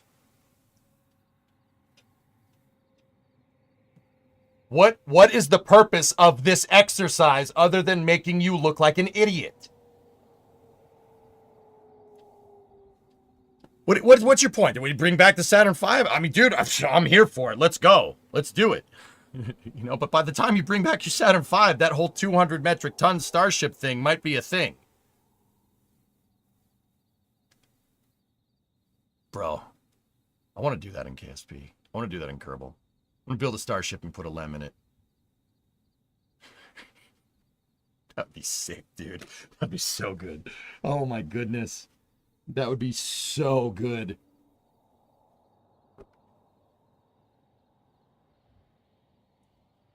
EJ, if you refilled Starship in Earth orbit, isn't it capable of lunar landing and returning to Earth as a single unit?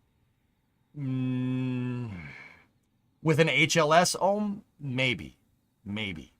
But the HLS has a different set of landing engines, so HLS is heavy. What I'm saying is have a Starship and have a payload bay like the space shuttle and have a crew tank in front of it.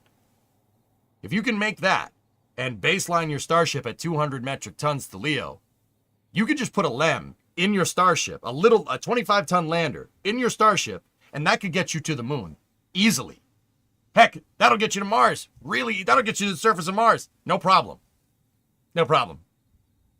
Like, you probably wouldn't be able to get back, but also, whatever. I think you would like what I'm building.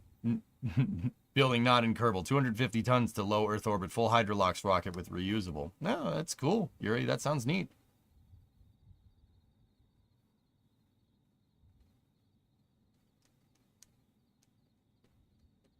It could happen, Black. That's what I mean. That's in the realm of possibility. The whole point is that Starship thing, that 200 metric tons to LEO is probably not something that's happening anytime soon. I'll admit that. Sure, of course. Yeah, that's probably not happening anytime soon. But Black, would you not agree that that is in the realm of possibility? That could happen. That's the likelihood of that happening is more than zero. Right? The crew tank would need to be pretty small. Yeah, Sirius, I was kind of tooling it up in my head. It's almost enough, dude, which is absolutely insane. It's even ridiculous that we're considering this thought exercise. But my last was for you. Okay, level 1, let me see. I mean, it's a good argument. I like that. Oh, Mel, yeah, I got you. That makes sense. Having this in mind, I'm not sure why, but I thought the plan was to land the Starship itself. It is. Oh, my architecture with the lander in the payload bay, is made up. That doesn't exist. It's a hypothetical. Level 1, I'm looking. I can't find it. If they need to hot stage at launch for propellant settling, how do they relight at the moon? What phase of the mission, level 1?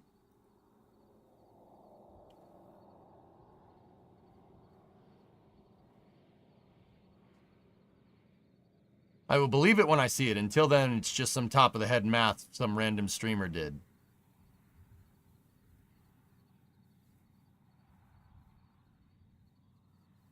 Yeah, I know.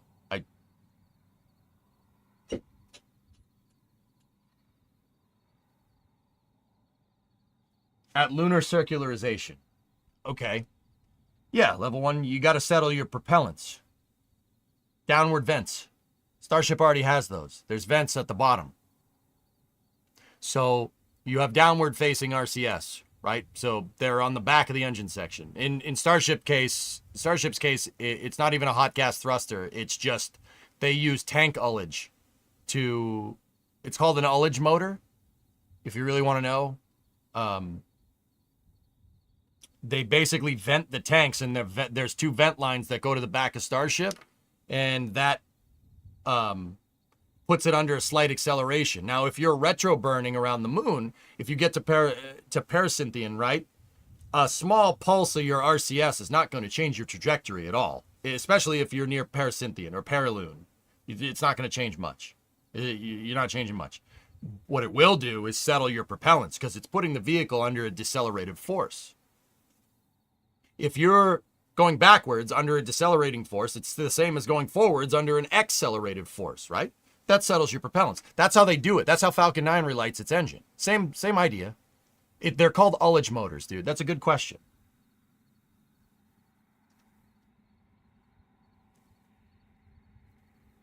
Sorry for repeating a question, but is that number also counting 6 RVACs and 3 sea-level Raptors? Nah, that's where it gets into a little bit too much of a hypothetical. Yeah, Caveman, good point.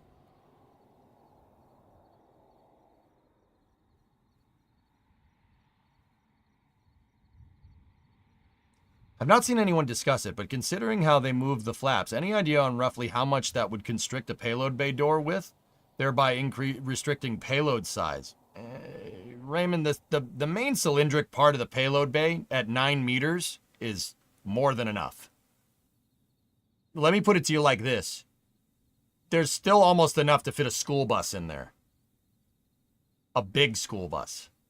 Yeah, no, I don't see it being that big of a deal. But also, I'm pretty sure that Starship is going to get stretched again in the future. Its payload space is going to get stretched, which is why SpaceX keeps showing us those long Starships, which it looks ridiculous. But also, if it moves 200 to Leo, I don't care. I don't care what it looks like. I really don't. I don't give a frick. I don't care. It could look like a flying tuba. If it moves 200 tons to Leo, dude, that's going to be my favorite launch vehicle, man. It's going to be a big flying tuba. You know? I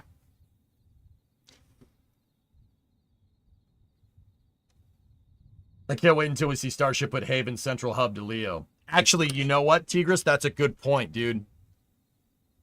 Ray, look at here.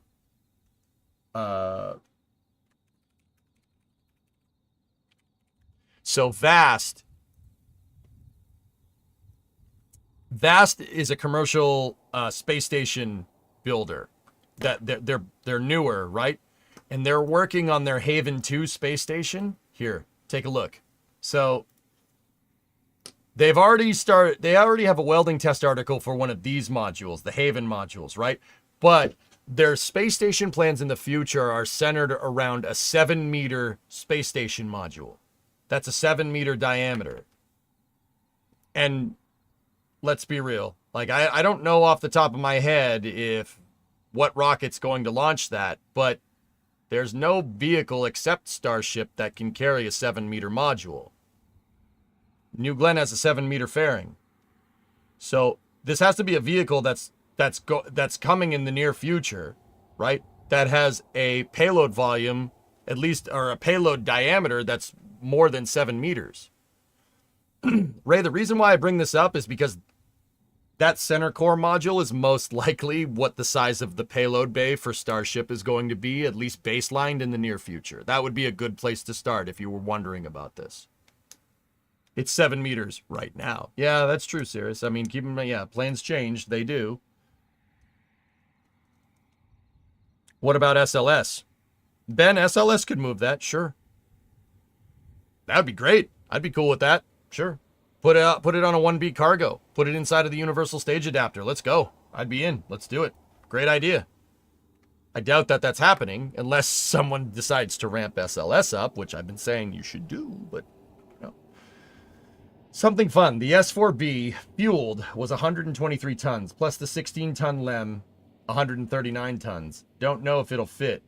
Just saying. Yeah. That was Vast. Vast's space station, Jim. Mm-hmm.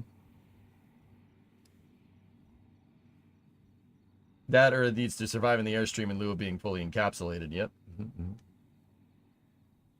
What am I doing? I might be out of the loop, but what happened to the plans for how to open Starship's fairing? Dude, I don't know. I think SpaceX has just shelved plans for their payload bay because the rocket doesn't get into space yet. You gotta probably need to get that whole get to orbit and come back down thing figured out before they even work on a payload bay.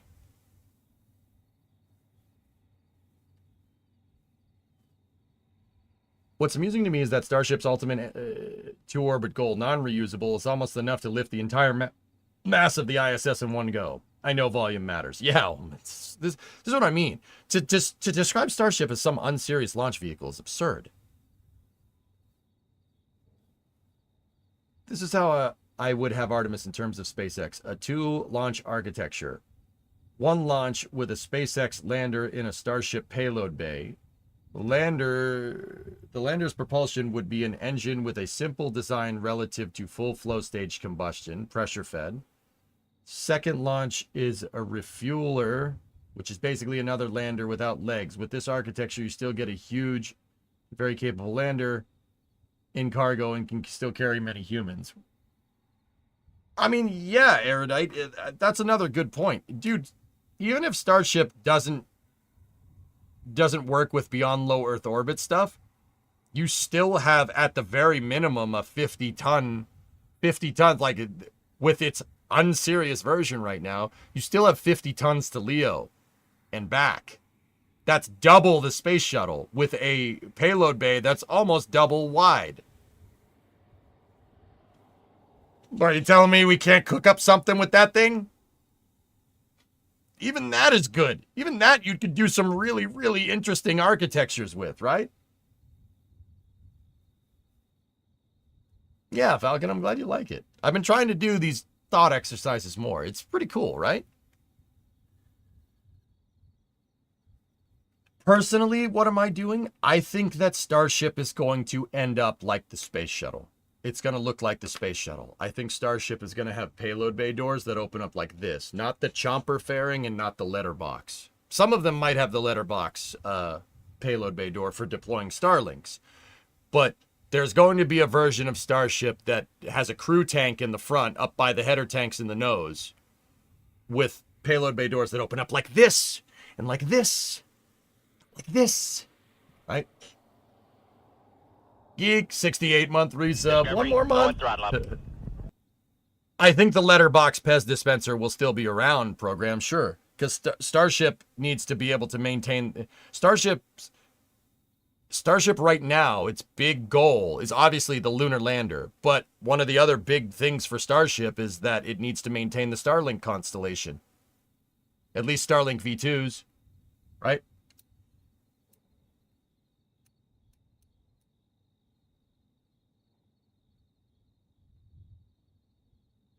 I don't think of that just because I look at very fondly at the space shuttle in the past. I think it's just convergent design. The shuttle's design was boiled down in a crucible to be as simple as possible for a reusable launch vehicle that could move 25 tons to LEO. Okay? The shuttle was boiled down in a crucible of the U.S. aerospace industry in the 70s, which were pretty good at doing crazy things, right? That is the simplest way to do it.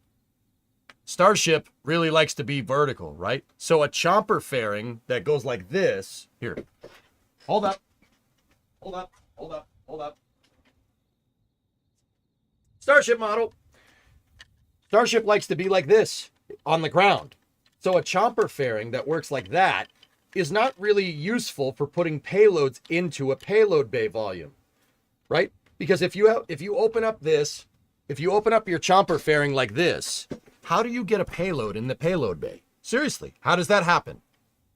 You have to put the payload down, and then you have to somehow move it this way, and then you have to somehow move it that way to get it to its payload attachment fitting, which would most likely be down here. How does that work? You can't drop it straight down. Your header tanks are right here. There's the header tanks and the flaps are right there too. So I think that Starship in the future for this part of the payload volume right here is going to have a shuttle style payload bay door that opens like this. And then in the forward compartment, you're going to have a crew tank. Because that's the way that makes the most sense.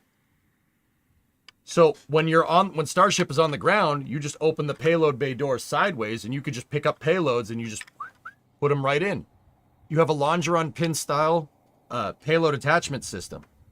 Now keep in mind, with a longeron pin style system, the chomper fairing actually makes more sense. You could attach it to the pins in the back and then rotate it into position. But that's really complicated. If you just have payload bay doors like this, you're not going down and then over and then down again and then down one more time. You just like that. See what I mean? Yeah, I don't think the chomper fairing is going to happen. That's just personal opinion though. But then again, we might get to the future where they just do whatever they need because they're mass producing starships. Just build one with shuttle doors, build one without shuttle doors, build one with the damn chomper fairing. Who knows? I think because the shuttle was boiled down in a crucible, it was really designed to be as simple as possible. There's some convergent design here. Convergent design does exist with spacecraft. There's a reason why most pods look very similar to each other. If you're designing a vehicle that's designed to take heavy up mass up and down, you're going to get something that inevitably bears some passing resemblance to the shuttle, somehow. Look at Dream Chaser. Dream Chaser looks like the shuttle. It's definitely the same vibe, for sure. Is it the same vehicle? Hell no. But there is some convergent design, right? Like the tiles, for instance. Right? Or the X-37. They all look the same for a reason. And the X-37 has payload bay doors that open up like the shuttles. Just saying. How about a palletized loading system style loading arm? Dude, the shuttle did that floating. The shuttle had pallets. Dude. Oh, dude. The shuttle pallet system was so smart. Oh my God. I really want to see Starship with something like that. I've read many a technical reports about the shuttle's payload integration system. Oh my goodness. They basically invented palletized payloads with the shuttle. There were pallets. There were shipping containers like the MPLM. Dude, they had it figured out, man. It's a really good way to do things. Like, really good way to do things. What's the bet we see a payload bay test on Flight 7 with that Pez dispenser? Yeah, that'll probably happen. With shuttle-style doors, you could also fold out a crane arm that could lower payloads to the ground from a vertical orientation. Correct.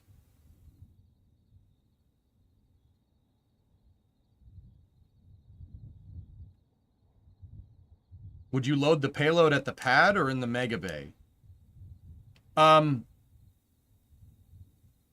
T-Man, loading at the pad is what makes the most sense for granted Starship's quick turnaround time. But here's my thing, and this is something that I still don't understand how SpaceX is going to solve. If Starship comes back down and does that, right? And it's full, and SpaceX wants to get it to a point where it's fully reusable, right? To just put it right back down on Super Heavy with the chopsticks. How do you fill this up with payload again? How do you do that? You'd have to take Starship. You'd have to take the Starship on the chopsticks and bring it back down, right? Right? So if it was me, if that was the case, T-Man, here's how I would do it. The PCR, the payload changeout room from Slick 6 at Vandenberg, I would just make that. If you guys don't know what the PCR is, the payload changeout room is basically exactly what I'm talking about, but it was designed for the space shuttle. Let me find it. Give me a second. I gotta...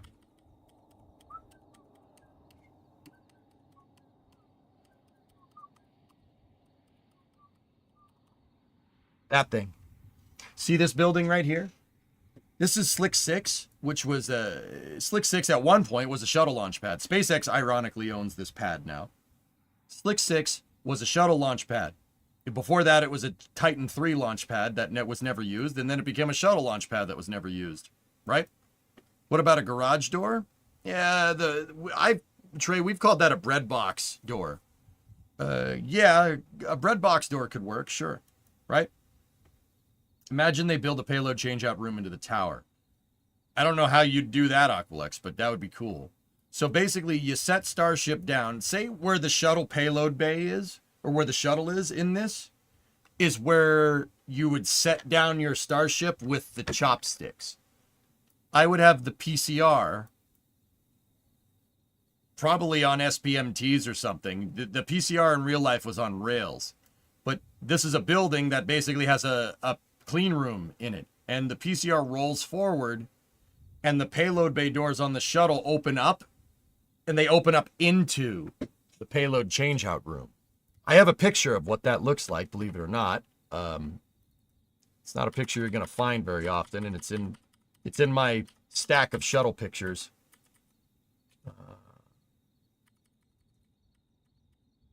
I'm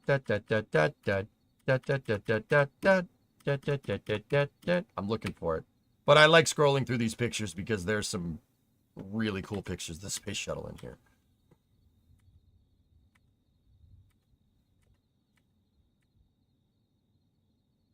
Nice, Predominant.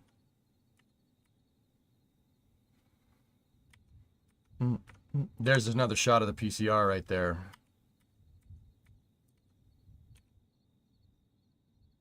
So there's a shot inside of... This isn't... I'll be honest. They aren't the payload changeout rooms. That's Chandra, by the way. They aren't the payload changeout rooms. This is the shuttle's rotating service structure. The RSS is the same idea, though. Yo. Aqualex. Dude, what if they built an RSS into the back of the tower? And it used the same mechanism as the quick disconnect. That would be insane, dude. That would be insane. So see that shot was inside of the RSS. I'm thinking something along the same system as the chopsticks. It's not a module moved around by the chopsticks himself. That's not a bad idea, dude. So see the RSS, guys? See the kingpin right there? This thing rotated into position. And when it rotated into position, it covered the shuttle's payload bay doors. And the shuttle's payload bay doors could open up into this payload changeout room. The rotating service structure has that PCR that I'm talking about. But can you imagine the kingpin for this being on the backside of the tower like the quick disconnect and it rolls into position? There's no way the tower would take that. There's no way. That would be nuts. It would be really cool, but it'd be nuts. There's the shuttle in the VAB, which is pretty cool. There it is. Here it is. This is what I'm talking about. See? The payload bay doors open up into the payload changeout area. See that? That's why I think it's going to have the doors, because convergent design, that's the easiest way to do it. And it forms a clean room. It forms a clean room at the pad for a shuttle that's stacked. This shuttle is attached to the ET and boosters. Nice, predominant. The payload changeout room, the PCR, this thing right here did the same thing. It does the same thing as the rotating servant structure. In fact, it's the exact same design. The only difference is that it rolls linear. It rolls forward and backwards on rails, and it finds the payload. It finds the shuttle's payload bay doors going this way instead of rotating into position. What are those rods? Those? Oh. They're not attached to anything. Oh, no, I know it. Well, no, I have no idea. I don't know. Maybe a latching mechanism to make sure the doors stay in place? See last. The tower thing is actually interesting. What if the ship landed on the chopsticks with the door facing the tower? Then they could load the bay from the tower. If it did that, geek, but that would be a really weird way to land that thing.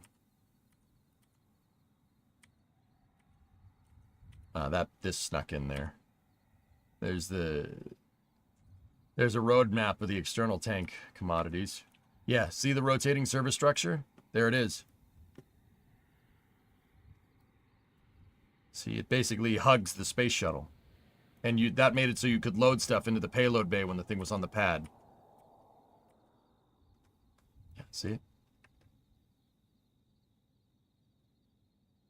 Trey, I think that SpaceX will do something like this. Just because convergent design. Starship has a payload bay that just happens to be quite similar in shape to the shuttle. Not size, though. Probably easier to fix the PCR and just move Starship into it. They can already do that. What paths would... Slick 6 wounded, yeah. Yeah, Bob, what I'm thinking is just take Starship, catch a Starship with the chopsticks, bring it down, just put it in the integration area where they would pick up the stuff for stacking, and just have something like a PCR on SPMTs and just go right up to it. Do the same exact thing. Go right up to it, load your payload, out, lift the thing up, put it right back on the pad. Because integration is not the bottleneck here. Guys, integration ain't your bottleneck. That's not the bottleneck. SpaceX can put together a Starship stack in like an hour. Think about that for a second. How quickly do they get that booster up and on the pedestal and off the pedestal? It happens real fast, doesn't it? It happens real fast. We've seen them stack a Starship in like 45 minutes. That's not the bottleneck. Getting the thing on and off is not a problem. Which is why I'd say do it on the ground and not try to build some complicated structure into your catching tower. There's no reason the booster and the ships have to be on the same relaunch schedule. That's the other thing, Kenny. Yeah. You could just have this payload changeout room, have 3 or 4 starships at the pad, you know, launch one, tee another one up, load it, and when that thing comes back down, you just put it down, pick up the one that's loaded, and go. You could just swap them out. Which is nuts. That's what I'm saying, man. This is like, it's just like the 200-ton thing that I was talking about a second ago. We are close to this actually happening. This is actually something that could happen in the next 5 years. That's not, oh, fusion is just 10 years away. No, no, no. This is something that could actually happen very soon. Like, very soon.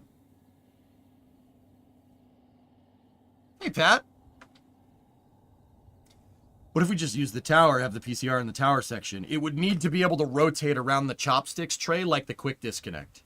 Because remember, Starship's payload bay would be facing away from the tower. So can you imagine something like that? That'd be cool, dude. Dude, I'm kind of here for it, you know? Didn't Elon say something about having a line of Starships loaded and waiting to get stacked onto a returning Super Heavy? Yeah. And Aqualex, that's kind of my other impetus. Like, I forgot about that part, but that also, that's my other reasoning for your payload changeout room being just on SPMT, something that you can just boop, boop, boop, boop, boop, boop, boop, boop, you know? And also, SpaceX has a lot of former shuttle engineers and managers. That's very true.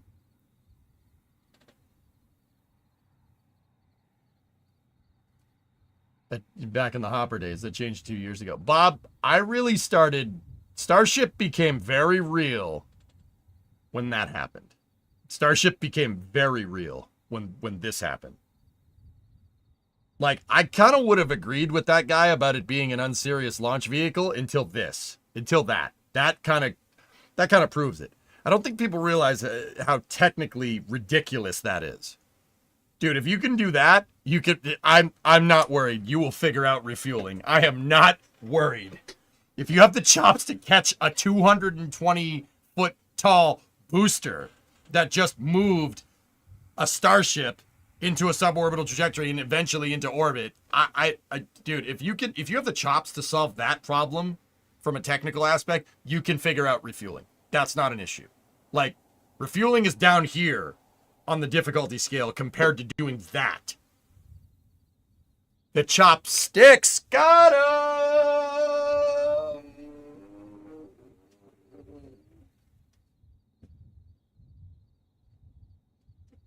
Right?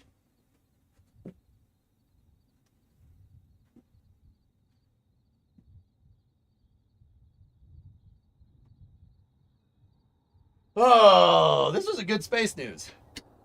This is fun. So Flight 8 orbit? I think so.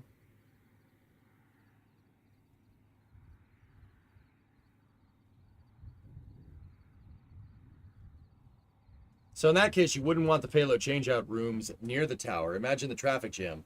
Also, I get the impression the payload changeout room would be the bottleneck, because I doubt loading payloads will go up as fast as stacking every single time. So you're probably going to want to be able to have more than one Starship being loaded at once. Okay, Aqualex. All right. All right. All right. All right. Fine. I know where you're going with this. Here. You probably weren't thinking of this, but hold on.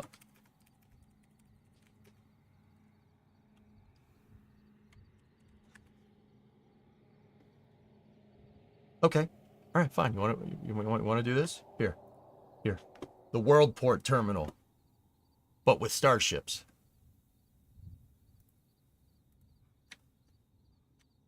The Worldport terminal, but a little bit taller, with starships. One PCR that moves back and forth? No. All right, fine. Screw that. 8 PCRs in radial symmetry, all being fed from one payload staging area. How's that? Does this make you happy?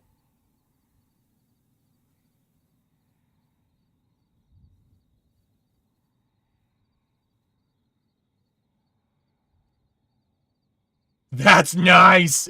That's nice. Yeah. How's that, huh? This makes me very happy. Yes, please. I'll take 20. Dude, also Worldport, man. Where did we screw up, dude? Look at that thing. The Worldport looked like a flying saucer, dude. Looked like a flying saucer, and it was a covered jetway. So when you're doing plane operations, you don't get rained on. Starship Revolver. Yeah, man.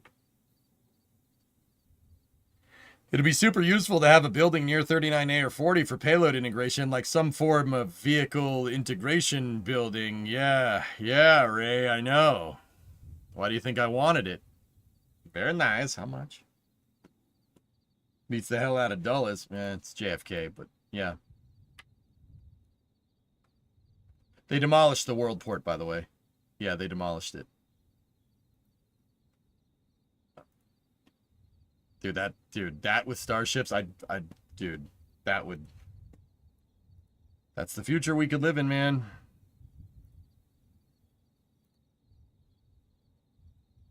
It's the future we could live in, dude.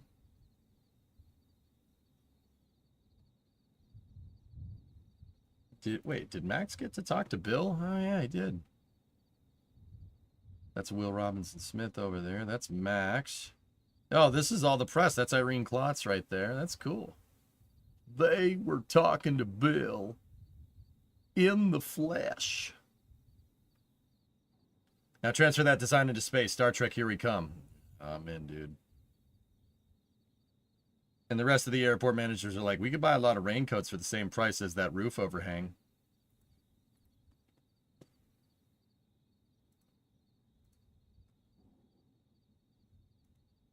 I see Max dressed up for the occasion.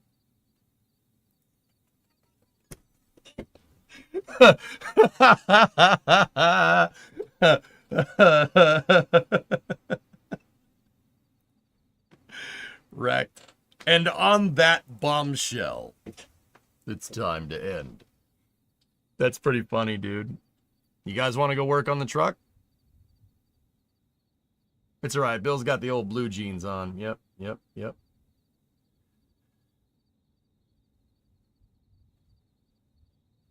The future we could live in is the past once you modernize the zoning and regulation systems.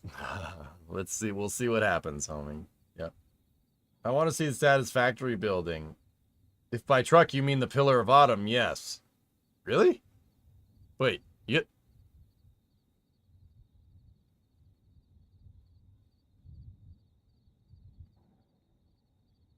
Yes, though, are we considering possibility needing personnel involved in the loading operations? I guess it kind of depends on the payload, Aqualex, right? Like, probably want the PCR outside the blast detonation area. Dude, can you imagine in the future, like, having the Worldport and then having a Starship taxiway? Dude, I like that. That's good, man. A Starship taxiway. Not a crawler way. Starship Flight 37, you are cleared to taxi using taxiway 1, 2, 3, or no, taxiway Alpha Bravo. Just Starship on SPMTs. You know, you load people in cargo, you taxi it to the pad, it picks it up, puts it on there, and lost. Dude. That idea is getting me kind of fired up, man. That would be pretty cool. Instead of airport tugs, you just have the SPMTs, or use airport tugs to pull Starship on a processing stool. That wouldn't suck. That'd be pretty sick. That's all I'm saying. That would be pretty cool. Kind of here for it. Just saying. I need a space traffic control tower at the Cape.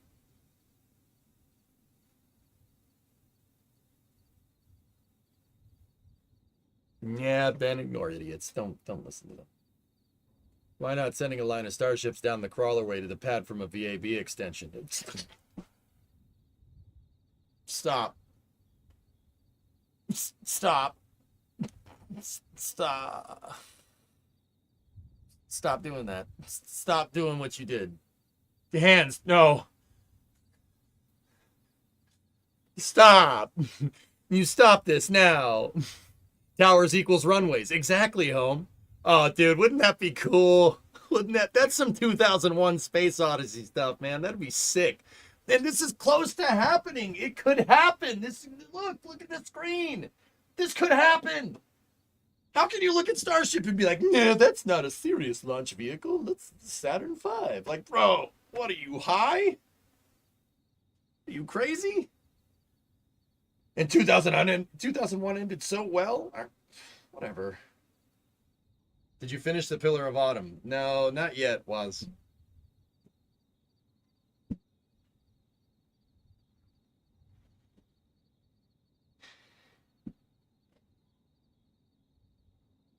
Have you been to the Gateway exhibit at KSC? That spaceport by the ride, but with starships. Yeah, there you go. Yeah, that's pretty good, man. He clickbaited us on Pillar of Autumn, such a tease. Oh, look out for Pete, master of psychology. Oh.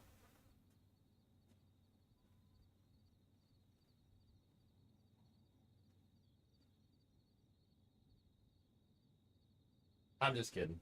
I'm still here.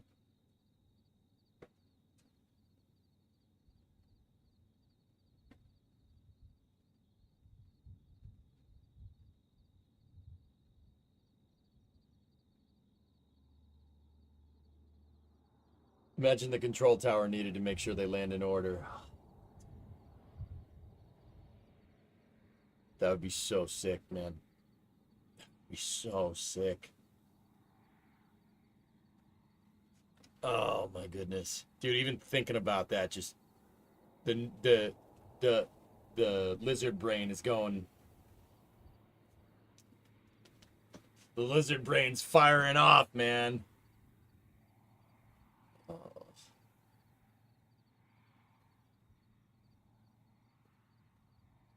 How many weeks out do you think we are from IFT7? I think it's going to be in early January. That and SpaceX doesn't seem to be afraid of building purpose-built equipment once they have a plan. Imagine purpose-built self-propelled Starship transporter stands like the Octo Grabber. That'd be so sick, dude. That'd be so cool. I mean, Aqualize, that would be cool, but I'm personally of the get a tow bar and tow it with an airport tug. Tow the processing stools around with an airport tug. That's where I'm at. That, dude, that would be pretty cool.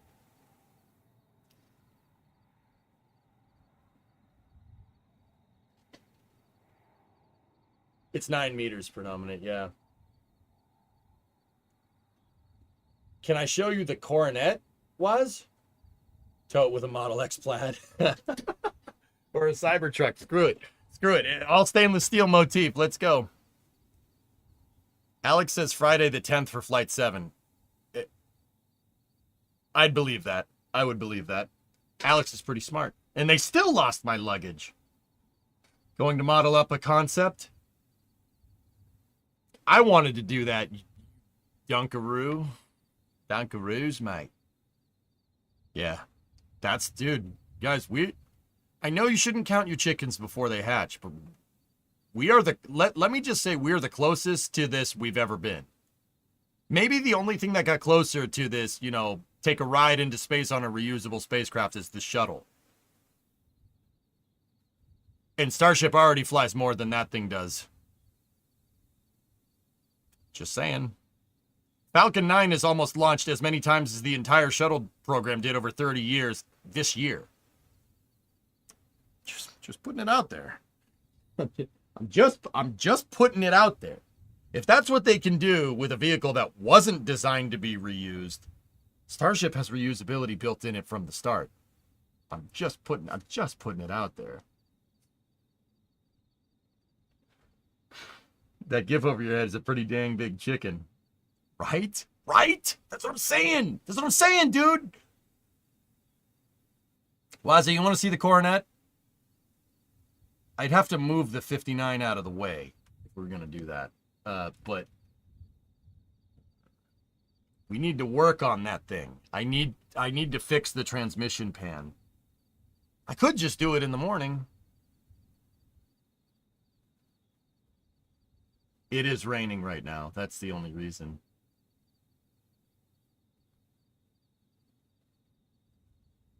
We could do this in the morning. You guys want an early stream tomorrow?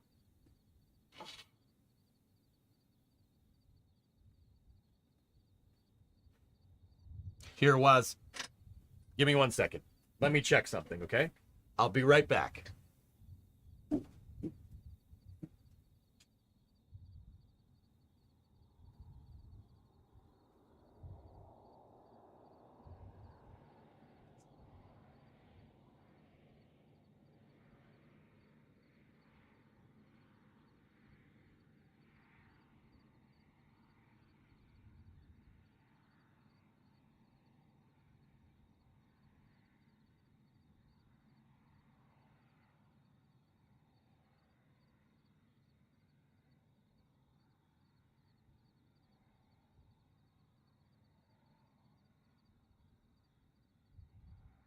All right.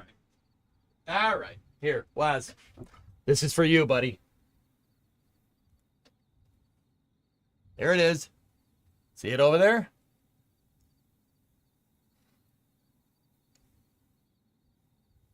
There's an Electron launch at 9 a.m. Oh, dude. There is an Ship 110, this is Canaveral Space Traffic Control. Taxi via 4 Alpha to Mechazilla 20 left. Bro. Oh, dude, we gotta do that. Dude, that'd be so good. Oh, that'd be so cool.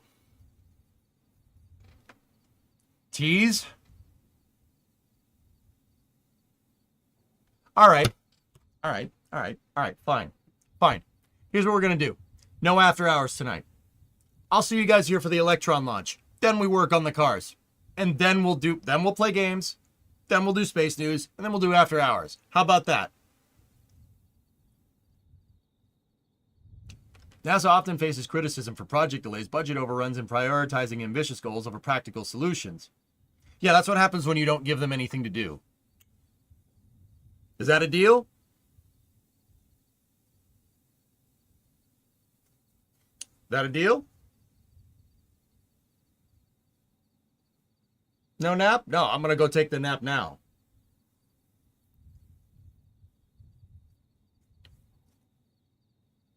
I think I did the traffic control joke on one of the previous rocket reviews. Yeah, I think so. Deal?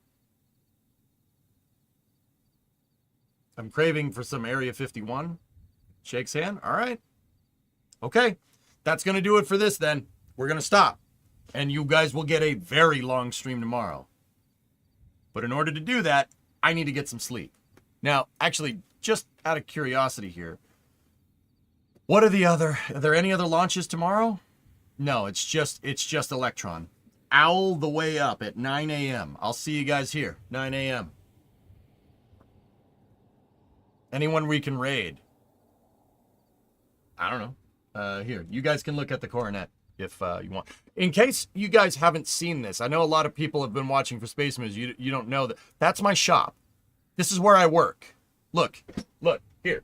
You want to see some Wonka Vision stuff? Watch this.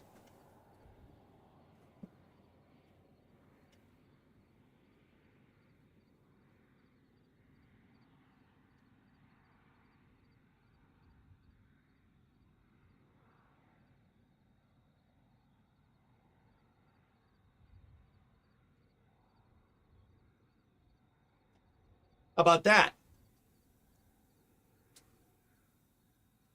Fake news.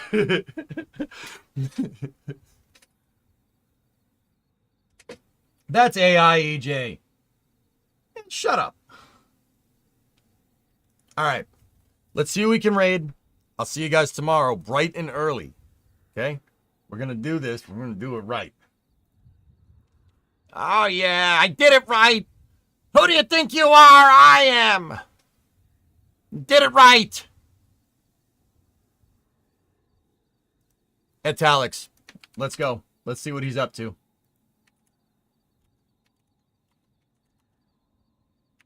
If you're on YouTube, don't worry about it. If you're on YouTube, go watch Starbase Live. That's going to do it for me, guys. I will see you guys all tomorrow, bright and early. I'm going to go get some sleep. Okie dokie. So, Electron, cars, games. I don't know. Maybe we want to play Satisfactory. I don't know. Maybe, yeah, you know what? We need to finish that mission in Derail. We'll do Derail for the game tomorrow, then Space News, and we'll do Satisfactory for After Hours. My brain will be absolutely cooked by then, but hey, whatever. It's fine. It's fine. Go see what Etel's up to on the YouTube side of things. I'll see you guys tomorrow. Thank you very much for watching. Have a good night.